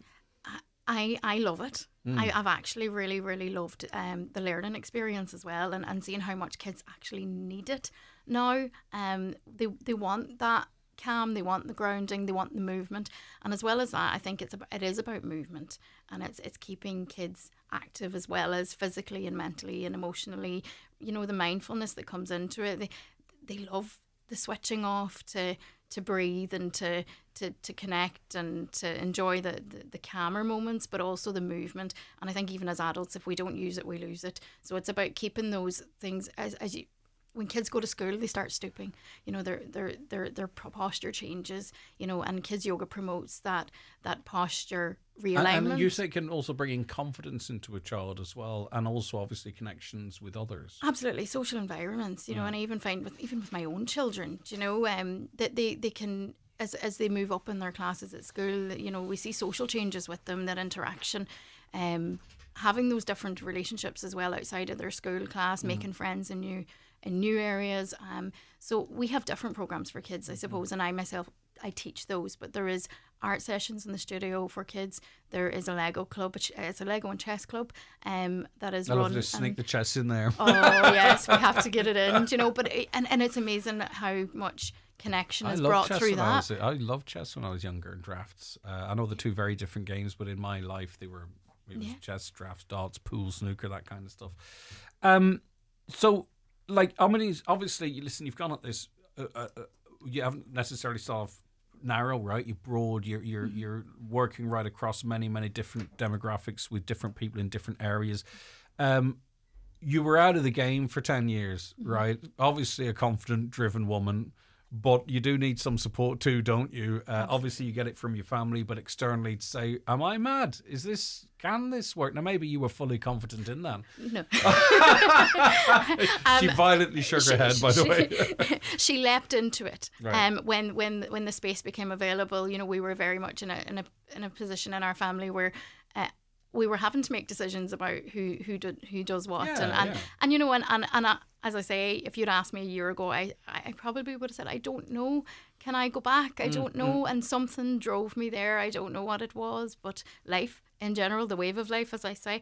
But going back into it, yes, I needed support in that sense, and DLDC have been a great support. Eileen Diver has been a brilliant support down in Gweedore, and that encouragement and saying, look, yes, it can work, and let's figure out ways we can support you, you know, and in terms of getting the business online, you know, we're looking at website building, all those things. Those supports are there for anyone who's trying to get out there. I suppose I probably will admit to not being the best on Facebook and things like that, but I'm trying. And I think you're doing all right considering everything that you're doing, right? And it's described as a community-based wellness space that moves with life's ups and downs like a wave, right? So you're not just there when things are good and people are wedged with energy. You're there with them, with the inevitable realities of life. So how do people find out more about your courses? So you've got Zumba, Pilates, Hip Hop Kids, as you mentioned, Mindset in Motion, Wiggles and Giggles, Parents Toddler Sessions. Again, that's even fantastic. You know, when you're a young parent, whether you're on your own or with a partner that's working or whatever it might be, it's sometimes the days can be tough and long, and that 3 hours with that beautiful person that you have with you can feel like 12 hours. You're almost counting the hours, right? So it's great, I think, for moms primarily, but if it's dads as well, to get out and mix with others and get out of the house a little bit as well. So there's a whole ton of stuff. You mentioned the chess clubs and Lego and chess clubs, etc. So how do people get more information? So where are you based, and how do people find out about programs and all that kind of stuff? Yeah, so Tunnelbaha is based in Harbour Road, Bombay, and you can find information on Instagram, on Facebook, and we are in the process of building a website at the moment, so it's in the works. And yeah, if they want to contact us via our social media, you can email me at tonnabaha@gmail.com, and I'll happily send out the information on the timetables. I say we have 3 different yoga instructors providing 3 very different yoga classes, and it's all about finding your own flow and what works for you as well. So and you're not in a city. You know, I think it's great that people of your area and the surrounding areas, and I would expect people to travel quite a distance actually too. It wouldn't surprise me at all. Would we ever concerned that is this place big enough for? Yeah, absolutely. And I mean, we do have, as I say, we have people coming in from the Rosses, Dunlow, Gidor, Falcara. Yeah, it is. And there is, I think with every business, you're going to worry, am I making the right decision? Am I doing it? And I did leap into it, but it is going well. There's still room for a massive improvement. But also you do have that contact in DLDC that sometimes if you need to bounce something off or run something by, that's there. And from your perspective, Frances, do you like to see people on a regular occasions? Do you do is it maintenance, or is it like a one and done, or a series, or do you empower people to be able to work themselves at home, or what way are you doing? And where are you based as well? Sorry, where are you actually? Yeah, I'm in Donegal town. Okay. Yeah. Right. Yeah, usually the way I start is like there's usually 4 or 5 sessions done about 2 weeks apart to try and get down to the root cause and rebalance things. And then once we get somewhere with it, people can then opt to do a maintenance session, once a month or once every 2 months or whatever they wish, or they can just. So it's like going initially, your back's in bits, get the knots out of your back, and then go for a massage every month. Yeah, it's a similar process, yes, but it's a different form. Yes. Brilliant stuff. And how do people find out more about what you do, Frances? I have a website, francescassidy.ie. There's a contact form there. Brilliant. And a phone number, and I also offer free 15-minute phone consultations for anybody who wants to reach out. For more info and it must be very rewarding to get the positive feedback then from people that you've worked with. Yeah, that was a big thing, to kind of cast aside any of my own doubts about how helpful it could be. So, yeah, I've had a lot of good success stories of people, help change their lives from chronic illness. So it's been, wonderful to be able to do that. Fantastic stuff. All right. And if anyone is wondering if this could benefit them, go to francescassidy.ie. And as you heard from Frances there, he even does free consultations. So you can be in no doubt whether or not biomagnetic therapy might work for you. Frances, thank you so much for calling in. The very best with your business. Same to you, Claire. And how do people find out more about you? Facebook or Facebook and Instagram. You should get us on Tonnabaha Dance and Wellness, and our contact number is 083-835-4851. And as I say, email me over to gmail.com as well. Lovely. Okay, thanks to both of you. It's great to see you. Thank you. You so much. Back with more after the break. Get ready for Highland Radio's Country Music Weekend at the Clanry Hotel, Letterkenny, this Friday 31st of October and Saturday 1st of November. 2 nights of country music and dancing with Michael English, Patrick Feeney, David James, Stacey Breen and Jordan McPullen. And music in the late bar each night. Weekend packages are almost sold out, but very limited single night places are now available. €249 for 1 night plus 2 dance tickets, or just pay at the door. Full details at clanryhotel.com or highlandradio.com. The car that started it all, the Volkswagen Beetle. Built in Bowles Bridge back in 1950. Since then, we've come a long way. From first days at school, first loves and first jobs. We've been there rain or shine, and the odd bit of sun. 75 years on, we're still proud to call Ireland home. Your Volkswagen. Love every mile. Celebrating 75 years in Ireland. Volkswagen. Order your 261 with Connolly's Volkswagen Letterkenny. See the full range at connolly's.ie. Discover Centra Simple Savers, your go-to for great value. Like buy any Caramico chilled pizza plus a side or dessert for just €10. Coke Zero and Diet Coke 2 litre, €2 each plus deposit. And Casiero Del Diablo, €8.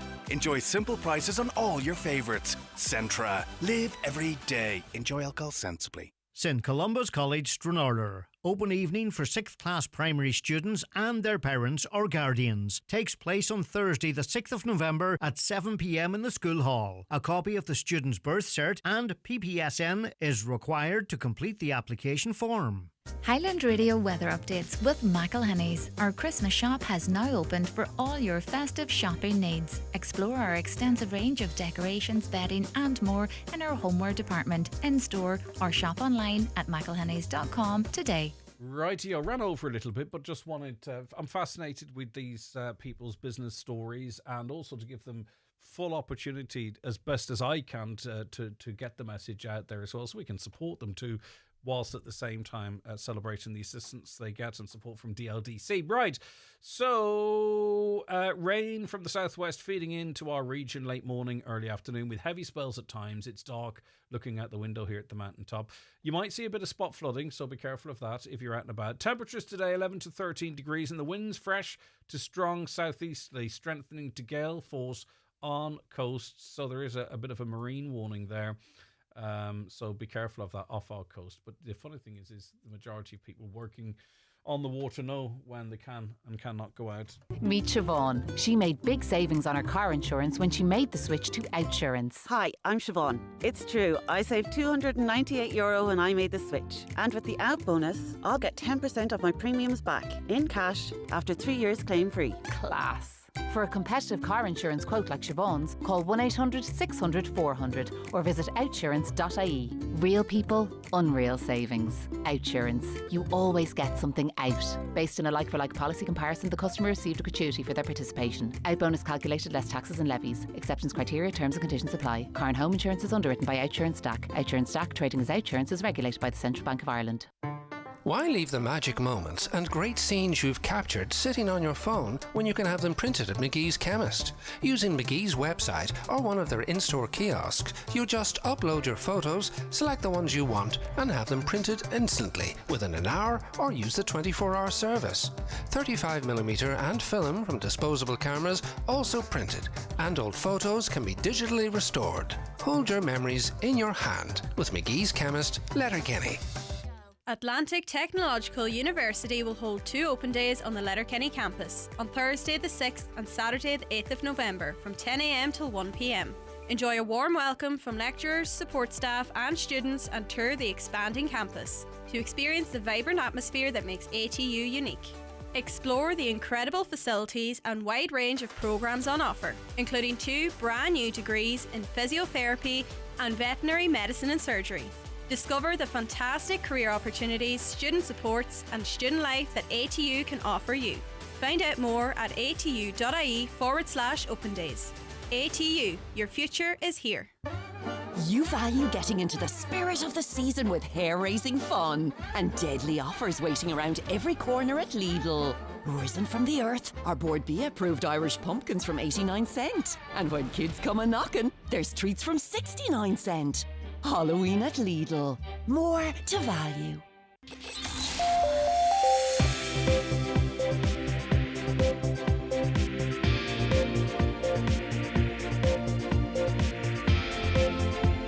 With all the stories that matter across the Northwest, it's Greg Hughes on the 9 to Noon Show on Highland Radio. Hey, it's 11 o'clock. Let's get a news update. Good morning again, Donna Marie Doherty.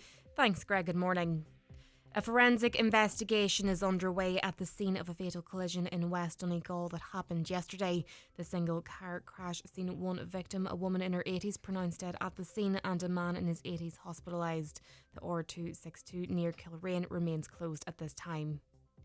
It's been confirmed the UK government spent more than €4.5 million on the legal defence of a former British Army soldier acquitted of murder in relation to the events of Bloody Sunday.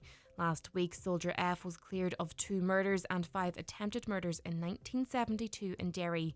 The figure was revealed following a parliamentary question asked by Foyle MP Colm Eastwood, who described the costs as sick. 3 in 4 people still haven't filed their property tax evaluation. Revenue is asking homeowners to revalue their properties by Saturday and then indicate how much they will pay their local property tax by the following week. However, only 550,000 returns have been filed to date. Donegal County Council will be represented at the Oireachtas na Saona for the first time. It's an Irish Language and Arts Festival which is being hosted in Belfast this year. Councillor Micheál Colin McGilla Asbug, chairperson of the Council's Irish Language Committee, says it's a prime opportunity to showcase the efforts made to promote Gaeilge in Donegal. A status yellow wind warning for Derry, Tyrone and the rest of Northern Ireland will come into effect at 1 o'clock this afternoon and will remain in force until 11 o'clock tonight. The UK Met Office is warning a period of strong winds accompanied by heavy rain that could bring some disruption this afternoon and this evening. The Awakening the Walled City Trail in Derry has been cancelled tonight as a result. And finally, a builder says Irish construction workers abroad need more than a billboard to attract them back home. The government has spent almost €500,000 on a campaign to encourage people working in the construction industry to return to work in Ireland. The Build Back Home campaign says the country needs 70,000 new construction workers between now and the year 2030. That's all for now from the newsroom. Back with headlines at 12 noon. Thanks very much, Donna Marie. Text or WhatsApp your view to Greg on 086 60 25,000. We all push things out, but some things are too important to leave until tomorrow. Like your pension. At Irish Life, we make it easy to start today. Try our pension calculator at irishlife.ie. Or if you're ready to start or top up your pension now, talk to your financial broker or advisor. A better life with Irish Life. Irish Life Financial Services Limited, trading as Irish Life, is regulated by the Central Bank of Ireland. Irish Life Financial Services is an insurance intermediary tied to Irish Life Assurance for life and pensions. All right, so you would have heard Fastway has shut down effectively it and other services provided by an umbrella company. And of course, listen, we're only human. We think of this stuff subjectively. You know, what does it mean to me? I've sent something. Will it be delivered? I'm waiting on something. You know, will it arrive? But this obviously affects people too on a much more deeper level. And I'm sure amongst them is Stephen Doherty, who's owner of the Fastway franchise in Letterkenny. Stephen, thanks for joining me this morning. Thanks, Greg. Right, so we look at Fastway as sort of a big company, you know, with common logos all over the vans and what have you all across the country. And maybe people aren't aware that it's local people really that can operate it locally. So how did you come to be a franchisor with Fastway and how does that work briefly, just so we understand? Well, the franchise would have been up for sale there about 6 or 7 years ago. One local guy from Letterkenny had it up for sale. So I was interested and I bought it that time, like, you know. So that's about 6 or 7 years ago. But the actual franchise has got bigger now. You had to take in a couple of extra people and a couple of extra vans, and it was going good up until Tuesday evening. So how many vans and people roughly would you have had out on the road on a daily basis, Stephen? Oh, well, I would have been kind of like, I would have had 2 vans and 2 people out, like, you know, delivering, and it was a wee bit busier, maybe more, you know. Okay, depending on the season. That would have been that would have been the Letterkenny area only, but there was a lot of other people, other contractors on there doing different areas, you know. Was there any indication before Tuesday that Fastway were in bother? Greg, there was rumour going about, but it was only rumour, you know. So we didn't, like, we asked management on there, and they heard nothing about it. They were saying no. So we just went about our work. This was about 5 or 6 weeks ago. The rumour was flying about, but little did we know that this was going to happen, you know. And are you surprised at it, Stephen, given the fact that, you know, firstly, you would know how many parcels you're handling, but that, you know, more people are shopping online, you know, on post, profits have gone through the roof and it's mostly on packaging and DHL are doing well. Like, were you surprised in the current environment when we're allegedly in a boom that a parcel company would go belly up like this? Yeah, very, very shocked. Very shocked, you know. Like the way it does, we just weren't expecting it. We came back, the bank holiday Monday there, we came back in on the Tuesday morning and it was kind of double bubble, if you know what I mean. There was stuff left in from Monday as well, so extra people had to come on again and help drivers, and extra vans had to come on to get the place started, and some of the drivers come back there on Tuesday evening and they were told they weren't getting into the warehouse, but the receivers are on, closing the place down. And what does that mean in terms of the parcels that were effectively potentially in the backs of vans, but in the storehouse as well? What does it mean? Was it like work stopped there, and then you had no choice? That's it. That was it, Greg. Yeah, no choice. We weren't getting into the depot. Anything was on the vans was left at the front, and then the receivers and that were taking them, just pulling them inside the door.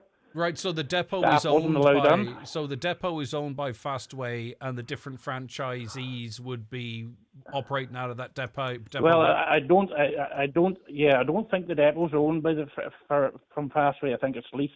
Right, yeah. And I think really what I mean mean by that is that you're there, someone with a franchise elsewhere, all getting the same message. There could be thousands of parcels in there. What do you know? What happens to those parcels?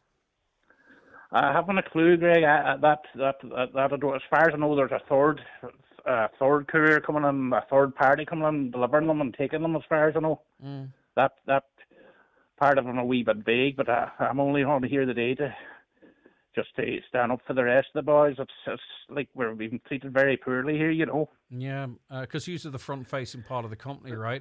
And I think this is useful for people to understand how this is structured and take a bit of the heat off you, Stephen, because it's not fair on you. Because I wonder what is the payment system with Fastway? Are you owed money by them, which means that you've got money to outlay yourself, or what's the story? Well, I paid for the franchise. Like, the franchise was bought and paid for by myself. But in terms of I don't know if in terms of the income from Fastway, like, do they owe you any money? Yeah. We worked, when I started there, Greg, I worked 4 weeks in advance. Yeah. So that 4 weeks now is sitting there, and we don't even know if we're going to get paid this week. I don't think we're going to get paid. So there's 4 weeks lying there. You'll be chatting anything up to 15,000, and a franchise it cost 25,000 on top of that. Unbelievable. And can you pivot, Stephen? Like, you've got the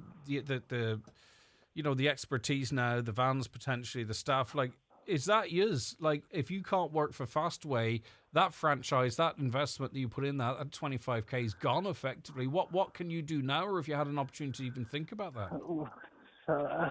Well, this is the problem. See, Greg, if the money was coming in the next 2 or 3 weeks, it would have bought us a bit of time to, try and get someone else. But yourself, with bills coming in and no money coming in, it's a no-no. Are you effectively then... My next job after... Go ahead, sorry, please, Steve. No, your next job after... My next job after I put the phone down, we used to ring up the leasing company. I have 3 vans on lease to see what they can do for me, because if I have nothing coming in, Greg, I have to do something. I just can't hang about. Jeez, it's a horrible situation for you, Stephen. It really is. And completely out of your control. Well, I'm on here today just to see, just the way we've been treated. We've had no word. We were supposed to be sent an email for a meeting for Friday. We've been sent nothing. We've had no information. Do we get our money back? What's going on? Nothing. I just think it's shocking the way we've been treated. And they've already met with their own directly employed staff. Are they planning to meet with the likes of yourself, the franchise, which effectively kept the business going? Yeah. Exactly. Yeah, they're supposed to send a link today, apparently, through email that this meeting's going to go ahead tomorrow, but we've had nothing yet. And just to quite honest with you, Greg, I wouldn't hold my breath. It's funny too, how different businesses are treated in different ways. Like, I think if you were a tech firm or something, the government might be talking about what ways it can do to support people like yourself until such time as you know what's going on. But because of the type of business it is, it sort of just passes under the radar, and the powers that be don't seem to take any interest. Well, the problem I see, I suppose, when the business is closed now for 1, 2, 3 days, they're lost in business where they had contracts maybe with Very and Sheen and all them type of companies. They're not they're not going to. They have to get the stuff out, and they're not going to be waiting. You know, they have to get the stuff out, and that's it. Do you see really, especially the way the business is created? Do you see that this work going to existing delivery companies that are there rather than maybe a new entity that you could start engaging with? I can't see it now. I just can see maybe.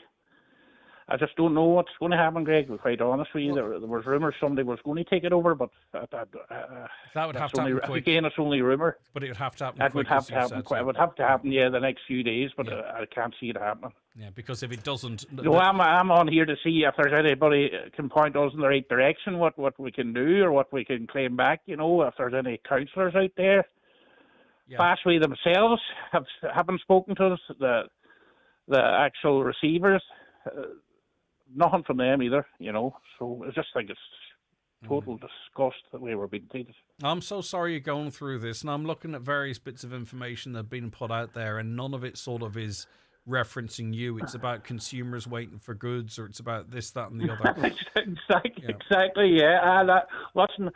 I had my customers in Letterkenny there. I had CBM Signs, Gary's, Pet World, all them big customers. I'll apologise for what's happened, but what can you do? As I say, like, I'm a bit here. You're the victim here. Right? No, you're Stephen. You're the person here that's got. The one thing you need to do though is look after yourself, and you know, things will be sorted out in terms of the vans and all that type of stuff. But make sure you look after yourself, Stephen. There's nothing else you could be doing for your customers, and there's nothing you can do until you know information. So try and, as I say, look after yourself, Stephen. And in a few days or weeks, things will become a little bit more clear and manageable then.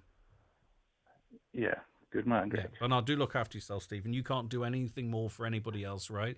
The leasing companies will work with you. There's no doubt about that, and we'll keep our fingers crossed that maybe someone will come in and take Fastway over as a whole to try and get some of that value of your investment in the franchise. But as I say, ultimately, look after yourself. There's nothing you can do. This is out of your control, and in time that will become very obvious if it's not now. Look after yourself, Stephen. If we get any info, we'll pass it on to you. All right. Thanks, Greg. Appreciate your time. Take care. Bye-bye. So, as I say, there's nothing out there for Stephen and other franchisees. And to be honest with you, the CCPC, the Competition Consumer Protection Commission, doesn't have an awful lot of information other than to point out that when a consumer orders something for delivery, their contract is with the retailer, not the courier. Goods are the responsibility of the retailer until the buyer takes physical possession of the delivery. It is the retailer's responsibility to address any delay, damage and non-delivery. Orders should be delivered within 30 days unless otherwise agreed by the consumer and retailer. So what I will say to you is this, because I had a problem with a delivery recently and I purchased it through, what bank am I with? AIB. If I didn't receive the delivery within 15 days, that they will refund the payment that come out of my card. So maybe that might help some of you out there. And maybe then you might end up receiving the product into the future. If the delivery cannot be rearranged within a suitable period, or where the delivery of the goods is no longer appropriate in the circumstances, consumers have the right to cancel their order due to non-delivery and receive a full refund, including delivery fees. The retailer must refund the consumer then within 14 days. So really, the CCPC are handing this off, saying that's the rules. But the ultimate thing is actually, just in fairness to Fastway, they've got no say in this. They've had the rug pulled from under them, and Stephen's had a great loss there. He's owed 4 or 5 weeks as well. All right, next guest joining me in studio after a quick break. Ready to kick off your Christmas party season? Get the gang together for the big festive bingo party happening Saturday 29th of November at the Villa Rose Hotel, Ballybuffet. It's bingo, but not as you know it. Expect festive tunes, cocktails, daft games, plenty of laughs and a €1,000 top cash prize. Tickets are just €25 plus booking fee, and they're on sale now at Eventbrite or HighlandRadio.com. So grab your friends, your workmates or your whole office and make it your Christmas night out. The big festive bingo party. It's bingo with a festive twist. Donegal Tile Centre's mega Halloween sale is now on, with huge discounts throughout the store. There's wall and floor tiles from as little as €7.95 a square yard. Freestanding baths reduced to €799. Vanity units and basin from €180. And massive reductions of mirrors and accessories. Make your way to Rossview Business Park, Letterkenny, just off the Polestar roundabout, and pick up a real bargain. Join me, Marty Friel, every Friday from 8 for Rockin' Hits on Highland Radio in association with Arena 7. Book a Christmas party with a difference. Enjoy bowling, a buffet and a DJ every Friday and Saturday night this December. That's Arena 7 Bowling this Christmas. I had problems with my knees for about 7-8 years. I think I'd give Kingsbridge 5 stars just because of the support and help that they gave me before and after the surgery. I was a public patient and the HSE reimbursed the cost. Republic of Ireland residents can get rapid access to cross-border surgeries at Kingsbridge private hospitals in Belfast and Derry, with medical costs reimbursed by the HSE. Find out more at kingsbridgeprivatehospital.com/cross-border. Kingsbridge, your fast track to 5-star care. Terms and conditions apply. At SuperValue, get real savings this Halloween. With your Real Rewards card, get Cadbury, Nestle and Mars selected ranges 2 for €5. Perfect for trick-or-treating. Until Sunday, save 33% on fresh Irish fillet steak. And lowest price guaranteed on 12 and 15 beer can packs from $18.94. SuperValue. Real savings, real difference. DRS supplies. Please drink responsibly. Shekelatha ama Highland Radio. Arna dúirteagat ag Airgrid. Uproar agus forbor an go letrachas na haireann. Airgrid. Pobl a guachtu, era a guachtu. Teshe. The time now is just turned 18 minutes past 11, and I'm joined in studio with two incredible young athletes from Donegal. We've had some amazing success this year, be it on horseback, on the flats, be it over hurdles, be it straight up running, boxing, and so much more besides. And we've got two fantastic people in front of me now. Roisin Hegarty from the Twin Towns Boxing Club. How are you getting on? Good. How are you keeping? Congratulations. Thank you. Right, you recently won gold at the Under-15 European Boxing Championships in Montenegro. How long have you been boxing for, Roisin? Around 4 years. All right, okay. And what drew you into the sport? And also, why is your face not in a mess? We just kind of went down one day and was like, we didn't really take it serious, and then now it's kind of. Did the coaches say anything or the trainers say anything? Did they see anything in you? Sort of, Yeah. You know what? I think you've got something natural here. I think from like day one, they showed belief in me from my old club and. And where were you at previously, Roisin? Ellie's Golden Gloves in Buncrana. Right, okay. And how soon into your boxing journey then were you sort of competing? About maybe like two years in. All right, okay. So there was a lot of time and dedication went into that point. And did you ever imagine that you would be securing, gold at this level? Nah, no. If you told me last year that I would win gold, I probably would have laughed. Yeah. But it's a really good achievement. And what is your style? Like defensive, sort of, hit more than you get hit? Defensive and go in there and hands up, hands down. Yeah. All right. Okay.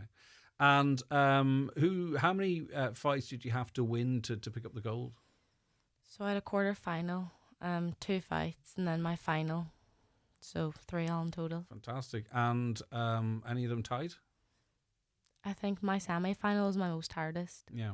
And then my final, it was hard as well. Well, none of it was obviously easy, but my semi-final would probably be the hardest. And what is the rounds? Is it 3 2-minutes or 3 3s? It's 3 1.5. 3 1.5. Okay. So that doesn't give you an awful lot of time to get your work done. So you have to go bell to bell. No, it definitely goes so fast when you're in the ring. Like you don't know how fast it goes until you hear the last bell ring. But it requires so much fitness. Like I've seen people who are athletes, really fit people, and they try a bit of boxing and they're gassed, about 30 seconds in. It's a different workout, isn't it? Yeah, you have to have a high stamina going in there. Like you can't go in there in the first 30 seconds, throw about 100 punches, and then the rest of the 2 rounds you're gassed out. Yeah. It just doesn't work like that. Especially in the amateur game, you know what I mean? You can't sort of freewheel as such. And what are you going on to the Worlds now or what? I mean, how long can you compete in under 15s? I was joking a bit earlier on because we were all a bit nervous about having a drink. I've also got Sam McColgan. You could have advised that we had a under 15 in with me, Sam. You could help me out. But I'll come to Sam in a sec. So what's the next stage from under 15s? Is it under 18s or what? It's under 17s, and that's in February for the All Ireland. And then for the cadets, you're fighting people that's like older than you. So it's like more harder to get into through the Ireland team again. Do you want to continue though through the grades? Is this something now you've got a taste for and you want to keep going? Yeah. And I suppose the obvious question, it's probably too early yet. Like, do you think you'll turn over? Can you see yourself entering the pro game? I'd like to stay as amateur for as long as I can, and then maybe pro later on down the line. Yeah. But with amateur, there's more like levels to it, kind of. So you want to do the hard work. Yeah. Okay. But then you saw, I don't know if you saw at the weekend, Wardley versus Joe Parker, and Wardley had no amateur fights whatsoever, and now he's the second best heavyweight in the country. But anyway, I'll come back to you in a second. Sam McColgan, part of Team Ireland, recently won the European Para Floorball Tournament in the Netherlands. Congratulations to you too, Sam. Thank you very much. A remarkable achievement. And talk to me about floorball, firstly, para floorball. Floorball's new to us. We actually don't play it, so we play the wheelchair hurling. So we get on through the GAA to be invited over to play for Ireland. So there was trials then down in Dublin. Everybody went to trials, and then there was 12 people selected from the trials in Dublin to go to the Netherlands. So I was one of the 12. And if we don't know floorball, describe it to us, or what sport it might be most similar to. Basically, it's like hockey, only we play it on the chairs and on a wooden floor. So it would basically look at. And it's kind of similar to the hurling, but it would be like similar sticks to hurl, or it would be hockey sticks and stuff we would use rather than hurley sticks. But you actually won it. Well, we went in, like, that wouldn't be our number one sport. No, this is what I'm trying to get to. You sort of says, right, okay, we can have a go at that, and you went and won it. Well, we bit USA. We didn't come top. Right. We didn't come top, but Demons is playing, like, that's what I was saying. We went in and there was 7 teams altogether, and Demons has been playing like 10, 20 years, some of them. Did any of you have to bluff the rules? We didn't know really the That's rules, what to I'm be saying. honest. Like, me personally, I went in and there's called a sin bin. Yeah. And I was on like maybe 2 minutes and I was sin bin straight away. And I was like, here we go. High stick. So in hurley, you can high stick. Yeah. In floorball, you can't. So the stick can't go. And there's muscle memory there too, as well. There it's is, not that's intense it. And as you such. see the ball coming. So it's just like, well, he's not getting that in front of me, so I need to be in. So automatically my stick went up and it was just like...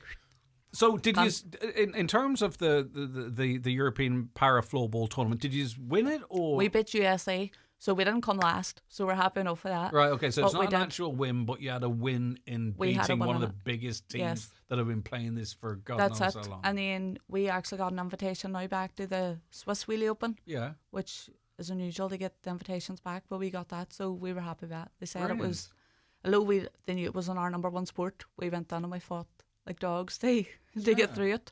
Fantastic. So it was. So what is your number one sport then? It is The hurling would be our number one. So you keep at that as well Yeah. too, though. But I mean, obviously, that's not international, is it? No, so there's this 4 is provinces. I was going to say, so this is an opportunity to Yeah. compete internationally. So Yes. how are you going to focus now, training for that invitational versus? Sort Well, of as soon the- as everybody now has realised that they've got the opening now, I think they're looking to really dig deep now and try and get at it. But so we're in through the GA, and then because of funding and budgeting and stuff, we go every 2 years.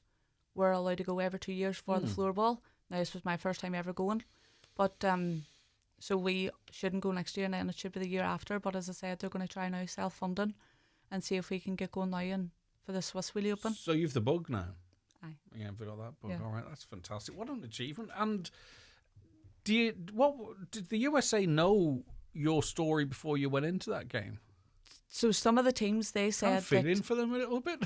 so well, it was the same because they were kind of similar to us as well. Do you know what I mean? They were kind of new to it, but Okay, that's they not so took bad. some able bodies with them. Right. So you're allowed to play able. So, some of the teams, the bigger, higher teams, they had a gentleman's agreement that they wouldn't play no able bodies. Okay.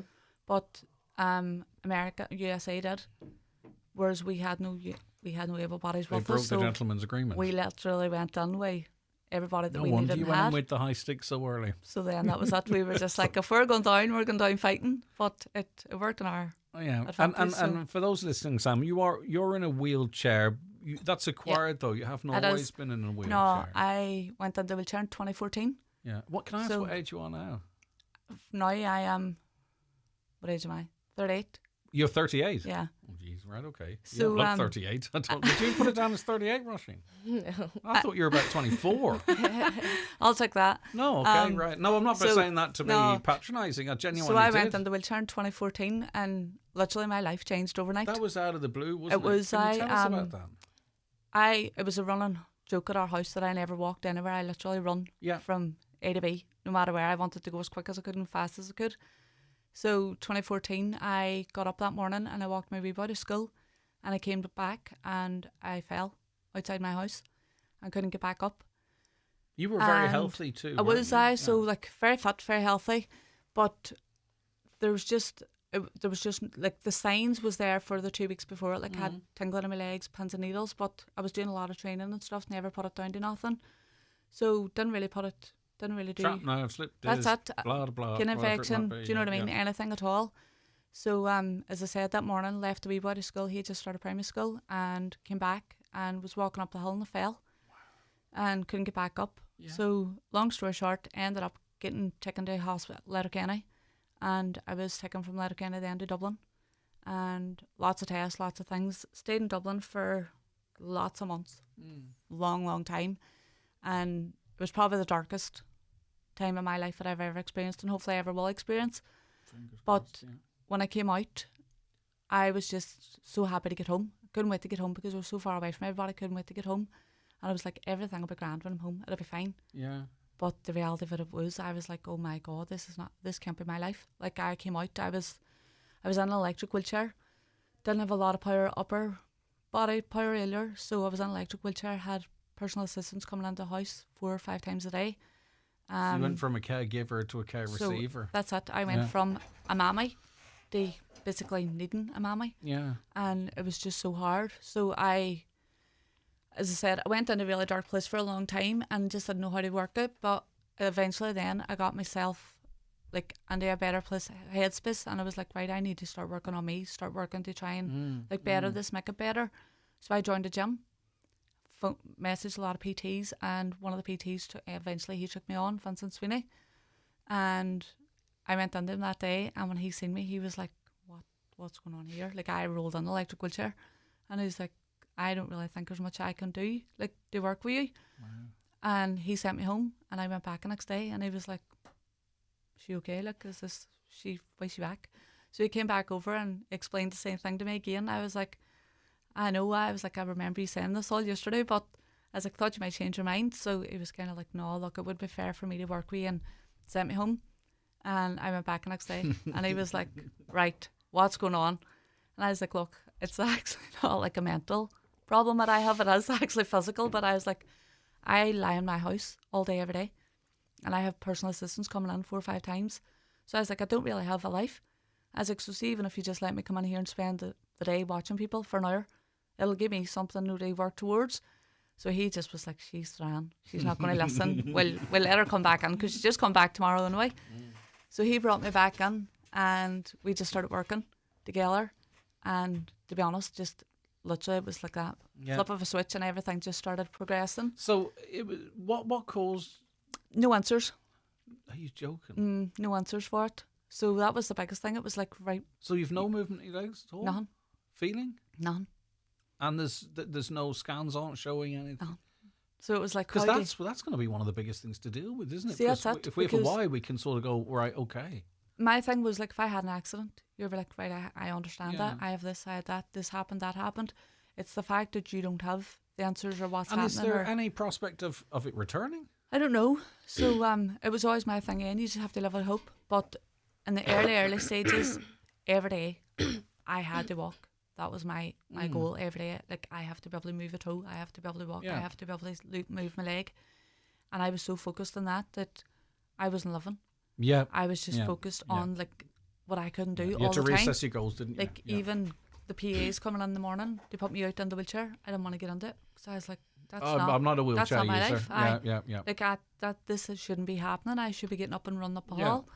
So I fought it so hard. And then eventually, as I said, I was just like, listen, that chair is going to be your best friend if you let it. Yeah.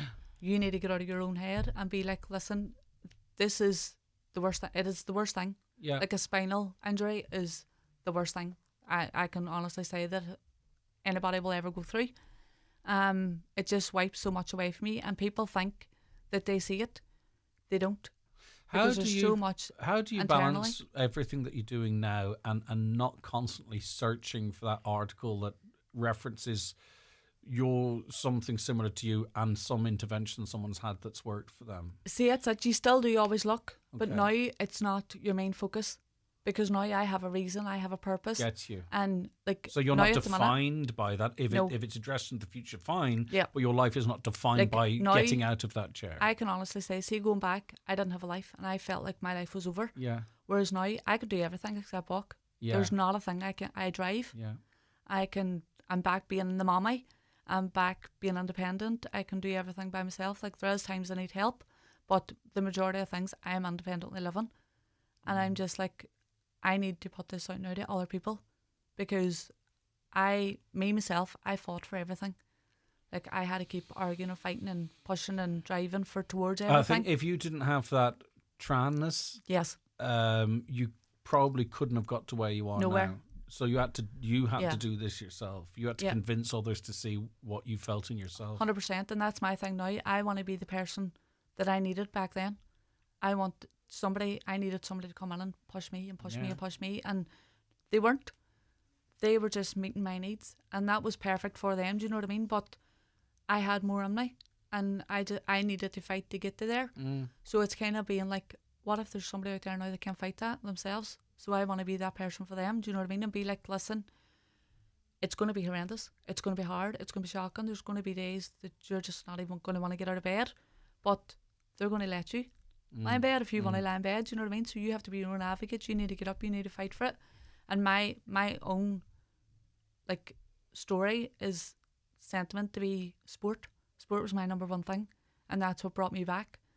Because like, I play wheelchair basketball, play wheelchair hurling, and then now the floorball, and it's given me that drive again. Do you know what I mean? That I'm in a situation now where I'm with people that I'm not the only wheelchair user. I go on usually places, and it's just like, And there's I somebody in a think, wheelchair. is it, you've explained it really well, but is it the case now that if there's any developments or improvement, that's just ice cream, that's a That's it, bonus, that's it. because you are who Yeah. you are now Aye. and living your best life. Yeah. So rather than searching Yeah. for something, you are where you're at, Yeah. and if something comes along, well, so be it. That's- And yet you're so far advanced, you're so right in others that don't have someone to kick Aye. them up the backside. Yeah. Tough That's- love, maybe yeah. even. Tough to some love, extent. sometimes that's needed. You were giving yourself tough love. Yeah. You were saying, right, stop feeling Yeah. sorry for yourself. Get out of this bed. Like, I can see, like, when I look back, I'm like, I can understand why I felt like that. Do you know what I mean? My life course, had been ripped out 100%. from under me, but it was just like, don't just let them like accept it. Do you know what way? Because if I had accepted it back then, I wouldn't be doing half the things I'm You doing could now. have someone coming in and going, "Oh, you set yourself up today, did That's you?" it. Aye. As Do if you know- that was the Yeah. goal or achievement. That's it. Yeah. My only thing when this started happening to me was I wanted to be able to make a cup of tea by myself. That was my aim. That's it. And when I look back now, I'm like, make a cup of tea. Like, look where you're at now. Look what you're doing. Do you know what way? And it's like, Scamming the poor USA out of a That's blooming it. win at the para floorball so tournament. but as I said, like, it's testament to the sport and the opportunities I've been given. The PT side of it, was it about strengthening your core and your upper body strength That's so it. that you can get into your car, easily lift? I wouldn't have I wouldn't have good core at the Right. minute, but I have good upper body strength Mhm. and all now. Do you know, I can get in and out of the car. I can do everything. Like, I throw my chair in out of passenger seat and drive off. But again, it was one of them things that I had to go towards to get this chair, because I had a electric chair, so that had to be a specialized van, and I was in the back of the You van. couldn't do you know what I mean? have And then, you couldn't have the level of independence Yeah. that you wanted to Yeah. with an Aye. electric chair. like, I actually learned how to drive. I don't know if I should say this, but I learned how to drive at the stockyard track. That's fine. That was how I ended up going back down and learning. It'd be worse if you says over the back of Errigal. No, that's down the stockyard track, because it was kind of like everybody was like, we don't think you're going to be strong enough to do it. You don't think? Yeah. And I was just like, no, I will. I know I'll be able to. And with the best will in the world, and I'm kind of really speaking maybe to other people that have someone who's going through something similar in your life, you'd be tough on people. Is that all right? Yeah. Is that Yeah. say, stop wrapping people in cotton wool, say, right, listen, you can do this. Did you see or did you hear Sam on the radio this morning? Look what she's done. Yeah. I see people. You have to set your own goals, of course. We can't all You be do. Sam McColgan. That's but it. And see me as a mommy, like I can see now, like if this happened to one of my children, I'd want to wrap them up. But me on the other side of it, when I see like, would you push it and push it and push it, like I can see how far it can go. Do you know what way? So I'm kind of like on the other side of that now. I'm like, I know it's like somebody you want to look after and you're there to protect them and look, but push them. Are Push you them as far involved as you can. with an organisation or a body So that's I went using on into your like skills? Disability Sport Northern Ireland. Okay, right. And they took me into schools and stuff. Okay, that's and good. especially to work with like women in sport. As because long that as was- you, as long as someone's tapped into you, that's really what I was Yeah. asking. Okay, and much in Donegal. There is a thing now that hopefully is going to be starting on Donegal, but at the minute there's not really much. Well, I'll tell you one thing: something needs to be started behind you, Sam. Yeah. Because there's not going to be very many people better than you. So if there's not something there now, I don't know which organisation it is, I don't know which group it is, but they need to get behind you Yeah. and help you get your message out there. Yeah. Not wait for Aye. something to fit, because Yeah. you're there, ready, willing, and waiting. Like in fairness to the Donegal County Council too, they done a thing down at Inch Island, and then a few weeks ago they took me down then and asked me to go round it as a wheelchair user and tell them what they needed to change, because it was very Everything. accessible, but there was like things that they wouldn't think on, and like it's you find that in a lot of What's the places you go. towns and villages like? Terrible, Right. terrible. Even like the parking. We were Like, I talking was- about Raffo there, the not so long ago, and the stuff's there, but it's not there. usable. No, and it's the same with the parking. Car parking is usually for the passenger. The disabled base is usually for the passenger. It's very, very, very rare you'll get somewhere that'll have, and especially because I'm a mammy, I need the passenger side and the driver's side. Do you know what I mean? And you very rarely get that. So it's things like that they don't think. They just be like, we've put the facilities there. There's a disabled bay. Yeah. But I'm like, but it's not. It's not actually. It's not. You've ticked Yeah. the box, and someone in an office somewhere thinks that you've Yeah. served the needs of someone Yeah. with a disability, but clearly you haven't. Aye. Right? Again, I mean, people need to be using you in a consultant, because you're very physical, right? I am. So you're not everybody is. So No, that's it. if you're struggling, Aye, that's if, it. if someone who doesn't have the upper body strength that you have, Yep. or the determination, because Aye. I see in my head someone with an acquired disability, with a disability, driving once around Letterkenny, the second time around Letterkenny, and That's me. going home Yeah. and never leaving the house again. Do that you know was what I me. mean? Now, you won't. That put was up me with at the start. I've said that before. I was like, see, when you went out too, you're up against so many barriers that you just think that basically you're a burden. You're like a hindrance. So it's like, I'm going to go home and I'm not going to go on.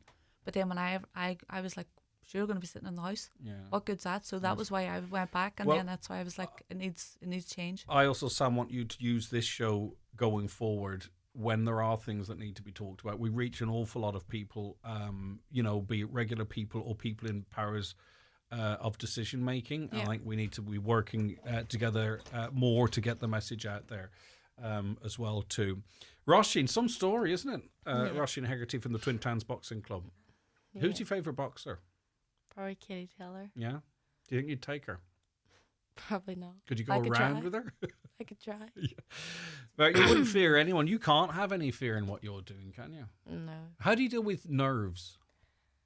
I just kind of take deep breaths and tell myself I can do it. Yeah. And whatever the You've- outcome is, I'm like, Yeah, you've done the time in the sparring, you've done the time in the training. Are you a good loser? yeah. No, you're not. Well, parts of it, like. What other sports are you interested in? Well, boxing's always been my number one, but I do love Gaelic. Yeah, very and good. Football. Brilliant. So you're an all-round athlete. So the next competition then, is that you finished with the under-15s now? Yeah. Right, so your next competition, did you say was under-16s, 17s nationals? Under 17s, and that's in February. Yeah. Are you still wearing headgear? Yeah. You do still wear. Not all amateurs do now. What stage does the headgear come off, or is that always in the women's game? I'm not sure. Yeah. Listen, I just want to make sure that I have this in the bag now. Are you going to turn professional and win a world championship? Because I want to say I was part of the journey, right? So is that going to happen? Are you waiting on Eddie Hearn to ring in about 5 years' time? I hope so. Fingers crossed. Fill out the 3 Arena. Maybe fill out the new Finn Park Stadium if that ever gets built. Yeah, hopefully. Brilliant. Well done. Was it a good experience at Montenegro? Were you allowed to enjoy it, or is it all locked in, all focused? It is all locked in, but you yourself kind of have to make the most of it. But having like support and being like friends with everyone and having coaches to push you till your fullest is like the most part of it. And yeah. That's kind of what I enjoyed the most. Well done. I think you can go far. You've gone far already, but I think the world's your oyster, Roshi. It's what you want to do is the deciding factor. Would you agree, Sam? It's whatever 100%. target she sets herself, because I get the impression from her that she might be softly and quietly spoken, but she would take the head off me. Different person on the right hand. Exactly. But I think that comes from the discipline, Roisin. You know, you do see an awful lot of guys and girls that are very, they're very controlled in their manner until the bell goes. Yeah. And I think boxing sort of helps with that discipline as well, of emotions and all that kind of stuff. Brilliant stuff, Roshi. We look forward to following your career. It's already an amazing achievement. Gold at the Under-15 European Boxing Championships. Just you have that there. If you could just, for the camera, just show us your... There you go. It is gold. I like that it's square as well. Class. Or rectangular, you know what I mean, rather than circular. Lovely. Beautiful. Nice bit of gear. Here's to adding many more. Where's that going to hang? Probably the top of my wardrobe. So unassuming. It's lovely. Well done, Roisin. Thanks so very much indeed. Sam, thank you so much. It's a brilliant story. It's almost like it's not quite there, but what's that story? The bobsleighing team. I could that's right. Yeah, this whole idea of these hurlers heading over and beating one of the biggest, strongest nations in the world. It's great. It was good. Fantastic. And keep doing the advocacy work. Keep, as I say, keep us on speed dial for anything that comes up, anything that we need to highlight. There's brilliant people out there, but the more voices, especially if it's younger people, sometimes feel underrepresented, and I think you've a great opportunity in anything that you do. And as I say, someone in this county needs to organise a programme behind Sam, because she's ready to go and spread the word and spiritually get people back on their feet again, if you know what I mean. Okay, thanks so much, Roisin. Lovely to have you in. Continued success, as I say. Sam McColgan, fantastic story. Thank you very much. And a very inspiring story before the story of the para floorball tournament. Okay, we'll be back with the final segment of the 9 till noon show after we take this break. Meet Louise. She made big savings on her car insurance when she made the switch to Outsurance. Hi, I'm Louise. It's true, I saved €212 when I made the switch. And with the Out bonus, I'll get 10% of my premiums back in cash after 3 years claim-free. Happy days. For a competitive car insurance quote like Louise's, call 1-800-600-400 or visit outsurance.ie. Real people, unreal savings. Outsurance. You always get something out. Based on a like-for-like policy comparison, the customer received a gratuity for their participation. Out bonus calculated less taxes and levies. Acceptance criteria, terms and conditions apply. Car and home insurance is underwritten by Outsurance DAC. Outsurance DAC, trading as Outsurance, is regulated by the Central Bank of Ireland. Right now, at B&Q, get 3 for 2 on selected interior paint, including white paint from brands like Dulux, Leyland and Lick, making autumn the perfect time for an indoor refresh for less. Shop in store or at DIY.ie. You can do it when you B&Q it. Ends 3rd of November. Exclusions apply. See DIY.ie. Get ready to celebrate your Christmas party night in style at the Mount Errigal Hotel. On Saturday 13th of December, enjoy a festive night with the Cufflinks. And on Friday 19th of December, it's the brilliant All Folked Up. Your night includes festive drinks on arrival, a 4-course meal and live entertainment, all for just €50 per person. Book today at the Mount Errigal Hotel, Letterkenny. The Irish Times says the hybrid Dacia Bigster might just be Ireland's best car right now. That's a big review. Well, it is a big family car with big space, big tech, a big boot and big hybrid power. Get more for less from just €29,990. Visit your local Dacia dealer to find out more. Dacia. Drive more for less. Price excludes delivery and related charges. T's and C's apply. Offers are limited. See dacia.ie.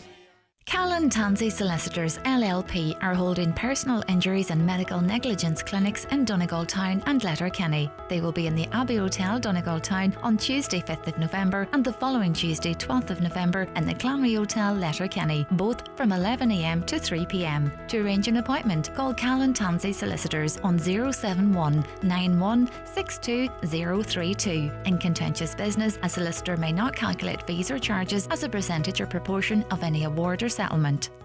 It's the concert everyone has been waiting for. Join us for the Highland Radio Christmas concert on Tuesday, December the 9th at the Mount Errigal Hotel, Letterkenny. It's a star-studded lineup of country music starring Derek Ryan, Mike Denver, Jerry Guthrie, Keith and Lorraine McDonald from the Showband Show, Des Willoughby, and me, David James, and my band. Tickets are just €30 and now available at highlandradio.com from the Mount Errigal Hotel reception or by giving us a call on 074 91 25000. Overnight accommodation packages available, so don't miss the Highland Radio Christmas concert at the Mount Errigal Hotel, Tuesday the 9th of December. When it comes to your retirement, our experts at Fairstone Letterkenny can help you make the most of your pension, secure your future, and plan for a comfortable retirement.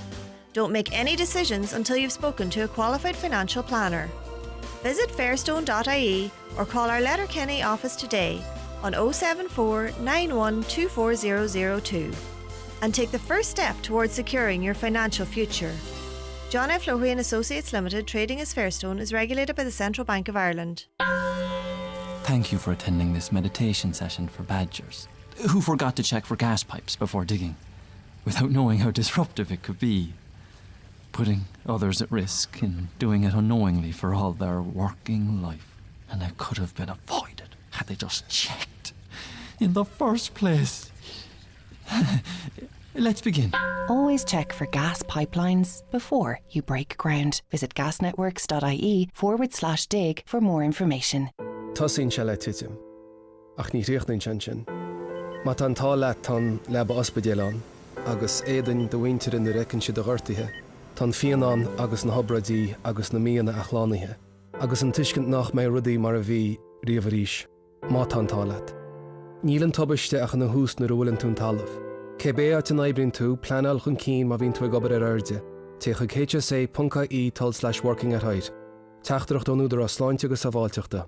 Highland Radio weather updates with McElhinney's. Our Christmas shop has now opened for all your festive shopping needs. Explore our extensive range of decorations, bedding and more in our homeware department, in-store or shop online at mcelhenneys.com today. Okay, let's look at the weather forecast. Now, I'm on weather warnings. Let's go. Where are we? Weather warnings back. Anyway, the rain's going to turn heavy at times this afternoon. Possible spot flooding.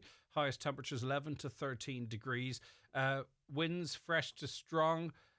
Southeasterly, strengthening to gale force on coasts. Right, just to give you a quick update. This will be going on the news, and not a quick update, but this will be going on the news and on our website as well. But there is a missing lady, and Gardaí is seeking your help in tracing the whereabouts of 37-year-old Ciara O'Callaghan. And Ciara, if you're listening, please make contact with home or with a Garda station. Maybe you just needed a wee bit of time to yourself, but people are quite worried about you. Ciara is missing from her home in St. Johnstone since Friday the 24th of October. Ciara is 5'4" in height, with blonde hair and blue eyes. When last seen, Ciara was wearing black leggings, a black fur jacket and pink and white Nike runners, but just be conscious that that was from last Friday. Gardaí and Ciara's family particularly are concerned about her well-being. So Ciara, if you happen to be listening or if you see the message, please get in contact with your family and let them know you're okay, or the Gardaí, and you can go on to Highland Radio's Facebook page or my own Facebook page there for that matter, and take a wee look of a picture and share it out there. And just as soon as we get word that Ciara's okay, we'll bring all of that down as we already do, just to get rid of the picture and the text and all that kind of stuff so people can come home, and that's grand. No answer on that, Caroline, so I will batter on. Greg, I want to wish Roisin all the best, as she is like a daughter to me. I've known Roisin since she was born. Her dad, Raymond, is my cousin. Roisin's a great girl, worked very hard since she was 7 years old, and to have 4 All-Ireland medals and now gold. To the First Lady in Donegal to win gold. I'm very proud of you, Ewan.